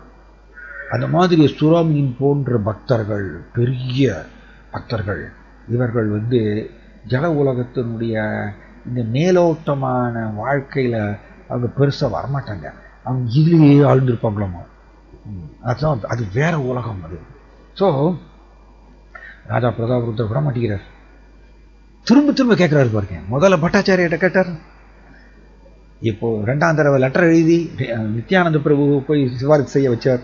அவருக்கு அதனால சைத்தன்ய மகாபிரபுடைய உடுத்திய துணி கிடைச்சது. அப்பயும் விட மாட்டேங்கிறார். இதுதான் இந்த இயக்கத்தை எத்தனை நடந்தாலும் சரி, ஜட உலகத்துல இடியே விழுந்தாலும் சரி, நம்மளோட வாழ்க்கை உடஞ்சே போனாலும் சரி, கிருஷ்ணர்கிட்ட சைத்தன்ய மகாபிரபு, கிருஷ்ணா இவர்கள்ட்ட பிரிந்து இருக்கக்கூடாது. அந்த பிரிவை விடக்கூடாது, குறைக்கக்கூடாது. பிரிந்திருக்கேனுங்கிற அந்த ஃபீலிங்கை நம்ம தளர்க்கக்கூடாது. தளர்த்துட்டோன்னா போச்சு, தான் நம்ம ஜட உலகம் உடனே. இது எப்படி தெரியுமா? இந்த இரும்பு கம்பி ஃபயர் கூட ஒட்டியே இருக்கும் பொழுது 1000 டிகிரி செல்சியஸ்ல அது ஃபயராகவே மாறிடும். ஆனால் ஃபயர்ல இருந்து அந்த இரும்பு கம்பியை வெளியில் எடுத்து போட்டோம்னு வச்சுக்கோங்க, 2 மணி நேரத்தில் என்ன ஆயிரும்? 75% அது ஃபயராக இருக்கும், 25% மெதுவாக இரும்பு தன்மை அதிலிருந்து உதயமாகும், இல்லையா? அதே மாதிரி தான் நாம் கிருஷ்ணருடைய பிரிவிலிருந்து நம்ம ஏங்கி அப்படி கழித்தோம்னா அது எப்படி தெரியுமா? ஃபயர் மாதிரியா எல்லா அனர்த்தங்களையும் ஏற்றிடும். ஆனா அதை விட்டோன்னு வச்சுக்கோங்க, அந்த மறந்தோன்னா மெதுவா அந்த இரும்பு தன்மை, அது என்னது? ஜட ரீதியான குணங்களுடைய கட்டுப்பாட்டுக்குள்ள வந்துடுவோம். ஜட ரீதியான எண்ணங்கள் அப்படி மெதுவா வர ஆரம்பிச்சிடும், ஜட கண்ணோட்டம் வர ஆரம்பிச்சிடும், அந்த இரும்பு மாதிரி அது. ஸோ இங்க இவர் பிரதாபருத்ரா விட மாட்டேங்கிறார். நீங்க ராமானந்த ராய்ட்ட இந்த மாதிரி சொல்றார், எனக்கு எப்படியாவது சொல்லுங்க, என்னை பத்தி நான் அவரை பார்க்கணும்னு சொல்லுங்க. ராமானந்த ராய் ஓகே கட்டாயம் சொல்றேன். ராமானந்த ராய் நேர போறார், சைத்தன்ய மகாபிரபு சந்திக்கிறார். சைத்தன்ய மகாபிரபு ராமானந்த ராய் அணைத்துக் கொள்றார். ஓ ராமானந்த ராய், நீ ஜெகநாதர் தரிசனம் பண்ணியா அப்படின்னு கேட்கிறார். ராமானந்த ராய் இல்ல, ஃபர்ஸ்ட் நான் உங்களை தான் தரிசனம் பண்றேன் அப்படின்னு சொல்றாரு. சைத்தன்ய மகாபிரபு சொல்றார், ஓ ராமானந்த ராய் ஏன் இப்படி பண்றேன்? ஃபர்ஸ்ட் ஜெகநாதர் தரிசனம் பண்ணிட்டு வா, அதுக்கப்புறம் என்னை பாரு. எப்படி டீச் பண்றாரு பாருங்க. சைத்தன்ய மகாபிரபு தர்சனம் மனம் குளிர தர்சனம் பண்றாரு. அதுக்கப்புறம் சைத்தன்ய மகாபிரபு ஆணை பிரகாரம் இப்போ ஜெகநாத தர்சனம் பண்ணிட்டு வர்றார். அதுக்கப்புறம் தர்சனம் பண்ணிட்டு வந்ததுக்கப்புறம் ராமானந்தராய் மெதுவாக சொல்றார், ஓ மகாபிரபு, இந்த ராஜா பிரதாப் ருத்ரா திரும்ப திரும்ப சொல்லிட்டே இருக்காராம். ராஜா பிரதாப் ருத்ராவுடைய தெய்வீக இயக்கத்தை பத்தி அடிக்கடி போட்டுட்டே இருக்காராம். எப்படி தமிழ்ல சொல்லுவோம் இல்லையா, அடிமேல் அடி வைத்து அம்மி நகர்ந்து சொல்லுவோம்ல, அது மாதிரியா ராமானந்தராய் என்ன பண்றாரு, சரி ராமானந்தராய் மெதுவா சொல்லிட்டே இருக்காரம்மா. ராஜா பிரதாப் ருத்ராவுடைய தெய்வீக இயக்கம், அந்த தெய்வீக குணங்களை வர்ணனை செஞ்சுட்டே இருக்கார். ஓ மகாபிரபு, ராஜா பிரதாப் ருத்ரா வந்து அவர் ஒரு அரசாங்க ஒரு விஷயின்னு நினைச்சுக்காதீங்க. அவர் வந்து மிகச்சிறந்த பக்தர். அவர் வந்து உங்களை நினைச்சு உருகிறார், உங்களையே நினைச்சு உருகிறார். அவர் வந்து அவரை பாருங்க, நான் என்ன சொல்றேன் பாருங்க. நான் போய் கேட்டேன் அவர்கிட்ட, எனக்கு ராஜினாமா கொடுங்க, சைத்தன்ய மகாபிரபு ஆணையிட்டு இருக்கார், மெட்ராஸ் கவர்னருங்கிற பதவியை ராஜினாமா பண்ணணும்னு சொல்லிட்டாரு, எனக்கு அனுமதி கொடுங்கன்னு நான் போய் கேட்டேன். ராஜா பிரதாப் ருத்ரா ரொம்ப சந்தோஷமாயிட்டாரு. ரொம்ப சந்தோஷமாய் எனக்கு ராஜினாமா கொடுத்துட்டாரு. கொடுத்துட்டு மட்டும் இல்லை, அவர் வந்து ஏகப்பட்ட கிராஜுவிட்டி கொடுத்தாரு. எனக்கு கொடுத்து சந்தோஷமா என்னை அனுப்பிச்சுட்டு கூடவே என்ன சொன்னார்னா, சைத்தன்ய மகாபிரபு வந்து அவர் நல்ல மனநிலையில் இருக்கும்போது என்னை பற்றி கொஞ்சம் சொல்லுங்க, நான் அவரை பார்க்கணும்னு சொன்னார். அவர் உங்களையே நினச்சி உருகிறார் மகாபிரபு அப்படின்னு சொல்லிட்டு ஒரு தடவை சொல்கிறார். சைத்தன்ய மகாபிரபு உள்ளே ஆனந்தப்படுறாரம்மா, உள்ளே பயங்கரமாக ஆனந்தப்படுறார், என்னையே நினச்சி உருகிறார், வெரி குட் டிவோட்டி அப்படின்னு சொல்லிட்டு அவர் வந்து ஆனந்தப்படுறார். சைத்தன்ய மகாபிரபு வெளிப்புற ரீதியாக ஒன்றும் சொல்லலை, அமைதியாக இருக்கார். தான் திரும்ப சைத்தன்ய மகாபிரபு ராமானந்தராய் சொல்லிகிட்டே இருக்கார் ராஜா பிரதாப் ருத்ராவுடைய தெய்வீக குணத்தை. ஏன்னா அவர் அந்தரங்க பக்தர் ராமானந்தராய். உரிமையோடு அப்படி சொல்ல மெதுவா ஒரு நாள் சைத்தன்ய மகாபிரபு என்ன சொல்றாரு, ஓகே ராமானந்தராய், நீ ஒன்று பண்ணு. அவர் தான் என்னையே நினைச்சு உருகிறேன்னு சொல்றேன். தன் ஆக்சுவலி சொல்றார் ராமானந்தராய் சொல்றாரு, ஓ மகாபிரபு, நீங்க கருணையுள்ள பகவான், நீங்க முழுமுதற் கடவுள், ரொம்ப கருணையே நிரம்பியவர், உங்களையே நினைச்சு ஒரு ஜீவாத்மா உருகிறார். நீங்க எப்படி நீங்க அவரை பார்க்காம இருக்க முடியும்? நீங்க வந்து அன்பு பரிமாற்றம் செய்பவரே, யார் உங்களை நோக்கி அன்பு செய்தாலும் செலுத்தினாலும் நீங்க பரிமாற்றம் செலுத்தக்கூடியவர், அப்படிப்பட்ட முழுமுதற் கடவுள் நீங்க அப்படின்னு சொல்றாரு ராமானந்தராய். சைத்தன்ய மகாபிரபு உடனே சொல்றாரு, ஓ ராமானந்தராய், நீ இப்படியெல்லாம் சொல்லாத, நான் ஒரு சாதாரண ஜீவாத்மா தான், நான் முழுமுதற் கடவுள்லாம் என்னை வர்ணிக்காத அப்படின்னு சொல்றாரு. வெரி பியூட்டிஃபுல் இது அப்படி சொல்லிட்டு ஒரு தடவை இப்ப ரிப்பீட்டடா சொல்லிட்டே இருக்கார் ராமானந்தராய். ஒரு தடவை சைத்தன்ய மகாபிரபு சொல்றாரு, ஓகே, திரும்ப சொல்றதுனால நான் ஒரு வழி சொல்றேன். என்ன அப்படின்னா, அவருடைய மகனை கூட்டிட்டு வா, ராஜா பிரதாப் ருத்ராவுடைய மகனை கூட்டிட்டு வா, நான் அவரை பார்க்கிறேன். ஏன்னா சாஸ்திரத்திலிருந்து ஒரு மேற்கோள் கொடுக்கிறார் சைத்தன்ய மகாபிரபு. ராஜாவுடைய மகனை பார்க்கும் பொழுது அப்பாவை பார்த்ததுக்கு சமானம், மகனை பார்த்தா அப்பாவை பார்த்ததுக்கு சமானம். அதனால நான் ராஜாவை பார்க்க மாட்டேன், ஏன்னா அது வந்து உலகம் என்னை தூற்றும், நான் சன்னியாசி. பட் அவரோட மகனை கூட்டிட்டு வா, நான் பார்க்குறேன். இது ஒரு பெரிய லீலை, இன்னும் ஒரு 10 நிமிஷத்தில் நான் முடிச்சிடுறேன். ஸோ ராமானந்தரா என்ன பண்ணுறாரு, அவருடைய மகன் வந்து 10 வயது பாலகனாகும். ஜஸ்ட் அப்படியே இந்த இளமை சொல்லுவோம், யூத்துன்னு சொல்லுவோம், அந்த இளமைக்குள்ள நுழையக்கூடிய வயது 10-11 வயது, கவர்ச்சிகரமான ஒரு அழகான ஒரு பாலகனாகும். அண்ட் கண்கள் வந்து ரொம்ப தாமரை மாதிரி அழகான கண்கள் ஆகும் அந்த பையனுக்கு, ராஜா பிரதாப் ருத்ராவுடைய மகனுக்கு. அண்ட் பிளாக் கலர் அண்டு வந்து எல்லோ கலர் ட்ரெஸ் அவருக்கு போட்டிருக்காங்க. எல்லோ கலர் ட்ரெஸ் போட்டுட்டு ராமானந்தரா ஏற்படுறாரு. பர்சனலாக அந்த பையனுக்கு வந்து திலகமெல்லாம் போட்டு வைஷ்ணவ ட்ரெஸ்ஸில் எல்லோ ட்ரெஸ் போட்டுட்டு அந்த பையனை கூட்டிகிட்டு வர்றாரு. ஒரு 10 வயது பாலகன் கூட்டிட்டு வந்த உடனே சைத்தன்ய மகாபிரபு இந்த பையனை பார்த்த உடனே அவருக்கு கிருஷ்ணா ஞாபகம் வருது. ஏன்னா எக்ஸாக்டாக கிருஷ்ண மாதிரியே அழகான இளம் பாலகன் அண்ட் மஞ்சள் கலர் ட்ரெஸ் போட்டுட்டு இருக்கார். கண்கள் வந்து தாமரை மாதிரி அழகான கண்கள், பிளாக் கலர் உடம்பு அண்டு கவர்ச்சிகரமான இளம் பாலகன். பார்த்த உடனே சைத்தன்ய மகாபிரபு கிருஷ்ணா கிருஷ்ணா கிருஷ்ணான்னு சொல்லிட்டு அந்த பையனை பார்த்த உடனே அவர் கிருஷ்ணாவோட ஞாபகம் வந்துடுது. சைத்தன்ய மகாபிரபு உடனே அந்த பையனை இறுக்கி அணைச்சிக்கிறாராம்மா, இறுக்கி அணைச்சிக்கிறார். சைத்தன்ய மகாபிரபு அந்த பையனை இறுக்கி அணைச்சிட்ட உடனே அந்த பாலகன் வந்து சைத்தன்ய மகாபிரபுடைய ஸ்பர்ஷம் பட்ட உடனே உன்னத பிரேமை நிலைக்கு போறாராம்மா.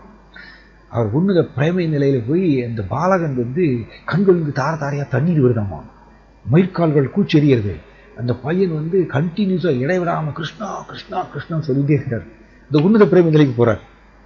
மகாபிரபு சிம்பிளி அவர் ஆலிங்கரம் செஞ்சதுனால அவருக்கு அந்த அந்த பாக்கியம். பக்தர்கள்லாம் பார்க்குறாங்களாம்மா, இந்த பாய், இந்த பாலகன் எவ்வளவு பாக்கியசாலி, சைத்தன்ய மகாபிரபுடைய ஸ்பர்ஷம் பட்ட உடனே இவருக்கு உன்னத பிரேமை கிடைச்சிருச்சே, எவ்வளவு பாக்கியசாலின்னு சொல்லிட்டு இந்த பையனை எல்லாரும் போட்டுக்கின்றார். தென் சைத்தன்ய மகாபிரபு இவர் இந்த பையனும் இடைவிடாம கிருஷ்ணா கிருஷ்ணான்னு சொல்லிட்டே இருக்காராமா, கண்ணில் தாரத்தாரே தண்ணி வருது. டான்ஸ் ஆடுறார் சைத்தன்ய மகாபிரபு முன்னாடி. சைத்தன்ய மகாபிரபு என்ன பண்ணுறாரு, அவர் தொட்டு அப்படி சாந்தப்படுத்துகிறாராம். சாந்தப்படுத்திட்டு அந்த பையனை பார்த்து சொல்கிறாராமா, என்னுடைய ஆணை, உன்னை பார்த்தா வந்து எனக்கு கிருஷ்ணனுடைய ஞாபகம் அதிகரிக்கிறது. என்னுடைய ஆணை என்னன்னா, நீ டெய்லி வரணும் என்னை பார்க்கறதுக்கு அப்படின்னு சொல்றாரு. டெய்லி என்னை பார்க்கறதுக்கு நீ வரணும், இது என்னுடைய ஆணை சொல்றாரு. ராமானந்த ராய் இந்த பையனை கொண்டு போய் அப்பாட்ட ஒப்படைக்கிறார். ராஜா பிரதாபருத்ராட்ட நடந்ததெல்லாம் சொல்றார். தன்னுடைய பையனுடைய செயல், அவருக்கு ஏற்பட்ட மாற்றம், இதெல்லாமே ராமானந்த ராய் சொன்ன உடனே பிரதாபருத்ரா இதை கேட்ட உடனே உன்னத ஆனந்தத்துக்கு போறார். தன்னுடைய பையனை இறுக்கி அணைச்சிக்கிறாருமா. அதான் பிரதாபருத்ரா தன்னுடைய மகனை வந்து இறுக்கி அணைச்சின்ற உடனே, ஏற்கனவே சைத்தன்ய மகாபிரபு இந்த பாலகனை அணைச்சிட்டு இருக்காரு இல்லையா, ஸோ அந்த பிரேமையை அவர்கிட்ட கொடுத்துட்டாரு. ஸோ அந்த பையன், அந்த பாலகனை வந்து ராஜா அப்பா வந்து அணைச்சு கொள்வதனால ராஜா பிரதாபருத்ரா உன்னத பிரேம நிலைக்கு போறாங்க. இவ்வாறாக இந்த பாலகன் சைத்தன்ய மகாபிரபுடைய அந்தரங்க பக்தர்கள்ல ஒரு பக்தராக அவர் வந்து மாறினாராம். அந்தரங்க பக்தர்கள் ஒரு பக்தராக மாறினாராம். இப்படி நடந்துட்டே இருக்கு. ஓகே, ஸோ இப்படி பாருங்க, இப்போ ஒன் பை ஒன் அப்படியே நெருங்கி நெருங்கி வராரு பாருங்க ராஜா பிரதாபருத்ரா. முதல்ல அவருக்கு அனுமதி கிடைக்கல. நித்யானந்த பிரபு மூலமா சைத்தன்ய மகாபிரபு உடுத்திய துணி கிடைச்சிது. இப்போ ராமானந்த ராய் மூலமா ராஜா பிரதாபருத்ராவுடைய மகனை வந்து பார்க்கக்கூடிய பாக்கியம். தென் குறிப்பிட்ட வேளையில ஜெகநாத் ரத யாத்திரா வரப்போறது. அப்ப ஜெகநாத் ரத யாத்திராவுக்கு அன்னைக்கு காலையில என்ன பண்ணுவாங்க, அந்த பாண்டு விஜயம்னு சொல்லுவாங்க. பாண்டு விஜயம் சொல்லிட்டு ஜெகநாதரை வந்து ரத்ன சிம்மாசனத்திலிருந்து அப்படி மெதுவா அப்படி கொண்டு வருவாங்க. எப்படின்னா, ஒரு பெரிய இது பஞ்சு மெத்தை இப்படி தட்டியே இருக்கும். அந்த பஞ்சு மெத்தையில ஜெகநாதர் அப்படி போடுவாங்க டப்புன்னு. அந்த பஞ்செல்லாம் வந்து வெடிச்சு அப்படி சிதறும். ஜெகநாதர் அப்படியே ஒவ்வொரு ஸ்டெப்பா நடந்து வருவார். ஜெகநாத் பலராம் சுபத்ரா. அது ரொம்ப நேரம் ஆகும், 2 மணி நேரம் 3 மணி நேரம் ஆகும் அவரோட ரத்ன சிம்மாசனத்திலிருந்து சிம்மத்வாரா கேட்டு வர்றதுக்கு. அதுக்கு பேர் பாண்டு விஜயம்னு பேர். இந்த பாண்டு விஜயம் நடக்கிறது. அதை வந்து ராஜா பிரதாபருத்ரா என்ன பண்றாரு, சைத்தன்ய மகாபிரபு மற்றும் அவருடைய சகாக்கள் வந்து முன்னுரிமை கொடுக்குறாரு. அவங்க முன்னாடி இருந்து பார்க்கறதுக்கு அது முன்னுரிமை கொடுக்குறாரு. ஏன்னா நீங்க ஜெகநாத் புரியில போய் பார்க்கலாம், கூட்டம் 15 லட்சம் பக்தர்கள் இருப்பாங்களாம். ஜெகநாத் ரத யாத்திரா அன்னைக்கு பக்கத்திலே போக முடியாது. பாண்டு விஜயம்லாம் நம்மளால பார்க்கவே முடியாது. ஆனா ராஜா பிரதாபருத்ரா இருக்கிறதுனால சைத்தன்ய மகாபிரபு மற்றும் அவரோட சகாக்களுக்கு முன்னுரிமை கிடைக்கிறது. நம்ம முன்னாடி நின்று பார்க்குறாங்க. மகாபிரபு இதை என்ஜாய் பண்றாராமா இந்த பாண்டு விஜயத்தை. ஜெகநாதர் அப்படி ஆடி நடந்து வராராமா ஒவ்வொரு ஸ்டெப்பா எடுத்து. அதுக்கப்புறம் ஜெகநாதர் வந்து தேர்ல ஏறின உடனே ராஜா பிரதாபருத்ரா வந்து அவர் சந்தன தண்ணீர் எடுத்து ரோட்ல வந்து அப்படி தெளிக்கிறாராமா. ஜெகநாதர் வரார் இல்லையா, அண்ட் முதல்ல ரோடை வந்து தங்க சீமாரால பெருக்கிறாராமா ராஜா பிரதாபருத்ரா. ஏன்னா அவர் ஜெகநாதருடைய சேவகன் அவர். ஸோ ராஜா பிரதாபருத்ரா தங்க சீமாரால வந்து தெருக்களை பெருக்கிறார். அதுக்கப்புறம் சந்தனம் பன்னீர் எல்லாம் கலந்து அந்த தண்ணீரை வந்து ரோட்ல அப்படி தெளிக்கிறாராமா. சாதாரண ஒரு சேவகன் மாதிரியே ராஜாங்கிற அந்த ஸ்தானம் பதவிகளை தூக்கி போட்டுட்டு, நான் ஜெகநாதருக்கு முன்னாடி ஒரு எளிமையான சேவகன் சொல்லி இந்த பொய் அகங்காரத்தில் தூக்கி போட்டுட்டு அவர் எளிமையான சேவை செய்கிறார். இதை வந்து சைத்தன்ய மகாபிரபு தூரத்திலிருந்து பார்க்குறாரு. பார்த்த உடனே சைத்தன்ய மகாபிரபுவுக்கு பயங்கர ஆனந்தம். அவர் மனசுல வந்து ராஜா பிரதாபருத்ரா மேல ரொம்ப நல்ல அபிப்பிராயம் உருவாகிறதாமா சைத்தன்ய மகாபிரபு. இவர் ஜெகநாதருடைய ஒரு அற்புதமான சேவகன் சொல்லிட்டு அவர் கண்ணார நேருக்கு நேர் பார்க்கிறார் சைத்தன்ய மகாபிரபு. ரைட், சைத்தன்ய மகாபிரபுவுக்கு நல்ல அபிமானம் வந்தாச்சு இவருடைய ஹிருதயத்துல ராஜா பிரதாபருத்ரா மேல. உரிய வேலை வரும்பொழுது சார்பம் போட்டச்சரிய சொல்றார், பட் ராஜா, ஜெகநாத் ரத யாத்திராவில் சைத்தன்ய மகாபிரபு வந்து டான்ஸ் ஆடுவார் ஜெகநாதருக்கு முன்னாடி. அது ஒரு பெரிய லீலை, உங்களுக்கு டைம் கிடையாது அதை டிஸ்கஸ் பண்ணணும்னா, சுருக்கமாக அதை மட்டும் நான் சொல்கிறேன். ஜெகநாதருக்கு முன்னாடி அவர் வந்து சங்கீர்த்தனத்தில் தன்னை மறந்த நிலையில் உன்னத பிரேமையில் சைத்தன்ய மகாபிரபு டான்ஸ் ஆடுவார். அதை நீங்கள் தரிசனம் பண்ணலாம் அப்படின்னு சொல்கிறார் பட்டாச்சாரியா. அதான் குரு தான் வந்து காமிச்சு கொடுக்க முடியும். கிருஷ்ணர் பக்கம் போகிறதுக்கு உரிய வேலை எதுங்கிறது அவர் தான் காமிச்சு கொடுக்க முடியும் கிருஷ்ணர். ஸோ அதனால் பட்டாச்சாரியா வந்து என்ன சொல்கிறாரு, நீங்கள் வந்து வைஷ்ணவா ட்ரெஸ்ஸில் வாங்க அப்படின்னு சொல்கிறாரு. ஸோ இவர் ராஜா பிரதாபருத்ரா வைஷ்ணவா ட்ரெஸ்ஸில் வந்துடுறார் ஜெகநாத் ரத யாத்திராவில். ஸோ ரத யாத்திராவில் எப்படியாம 7 சங்கீர்த்தன் பாட்டியாம, சுருக்கமாக சொல்கிறேன், அது பெரிய விலாவரியான விளக்கம் சைத்தன்ய சரிதாமிரத்தில் சொல்லப்பட்டிருக்கு. 4 சங்கீர்த்தன் பார்ட்டி வந்து ஜெகநாதருக்கு முன்னாடி டான்ஸ் ஆடுறாங்களாமா. 4 குரூப் சங்கீர்த்தன் பார்ட்டி. அப்புறம் லெஃப்ட் ரைட்டில் வந்து 2 சங்கீர்த்தன் பார்ட்டி, 6 சங்கீர்த்தன் பார்ட்டி ஆச்சு. அப்புறம் ஜெகநாதருடைய தேருக்கு பின்னாடி ஒரு சங்கீர்த்தன் பார்ட்டி, 7 சங்கீர்த்தன் பார்ட்டி ஆகும். ஒவ்வொரு சங்கீர்த்தன் பார்ட்டிலையும் ஒரு பிரதான சிங்கர் இருப்பாராமா, பிரதான பாடகர். ஒரு சங்கீர்த்தன் பார்ட்டியில் ஸ்ரீவாஸ் தாக்கூர் இருப்பார், ஒரு சங்கீர்த்தன் பாட்டியில் முகுந்த தத்தா இருப்பார், சைத்தன்ய மகாபிரபுடைய அந்தரங்க பால்ய சிநேகிதர் அவர் முகுந்த தத்தா இருப்பார். இப்படி ஒரு சங்கீர்த்தன் பாட்டியில் ஸ்வரூப தாமோதர் கோஸ்வாமி அற்புதமாக பாடுவாராமா. 7 சங்கீர்த்தன் பாட்டியில் ஒவ்வொரு பிரதான சிங்கர் அண்ட் அவருக்கு பின்னணி பாடகர்கள் சொல்லுவோம் இல்லையா, பின்னாடி பாடுறதுக்கு வந்து ஒரு 5-6 பக்தர்கள் சைத்தன்ய மகாபிரபு ஆர்கனைஸ் பண்ணாராமா, ஏற்பாடு பண்ணாராமா ஜெகநாதருடைய சந்தோஷத்துக்கோசம் ஆனந்தத்துக்கோசம். இந்த ஒவ்வொரு சங்கீர்த்தன் பாட்டிலையும் 2 மிருதங்க பிளேயர்ஸ் இருப்பாங்க. அப்போ 7 சங்கீர்த்தன் பாட்டினா எப்படி 14 மிருதங்கம் ஒரே டைமில் எப்படி இருக்கும், 14 மிருதங்கம் வந்து வாசிக்கிறாங்களாமா. அப்படியே டொமில்டுவர்ஸ்ன்னு சொல்லுவாங்க, ஹெவி சவுண்டாமா.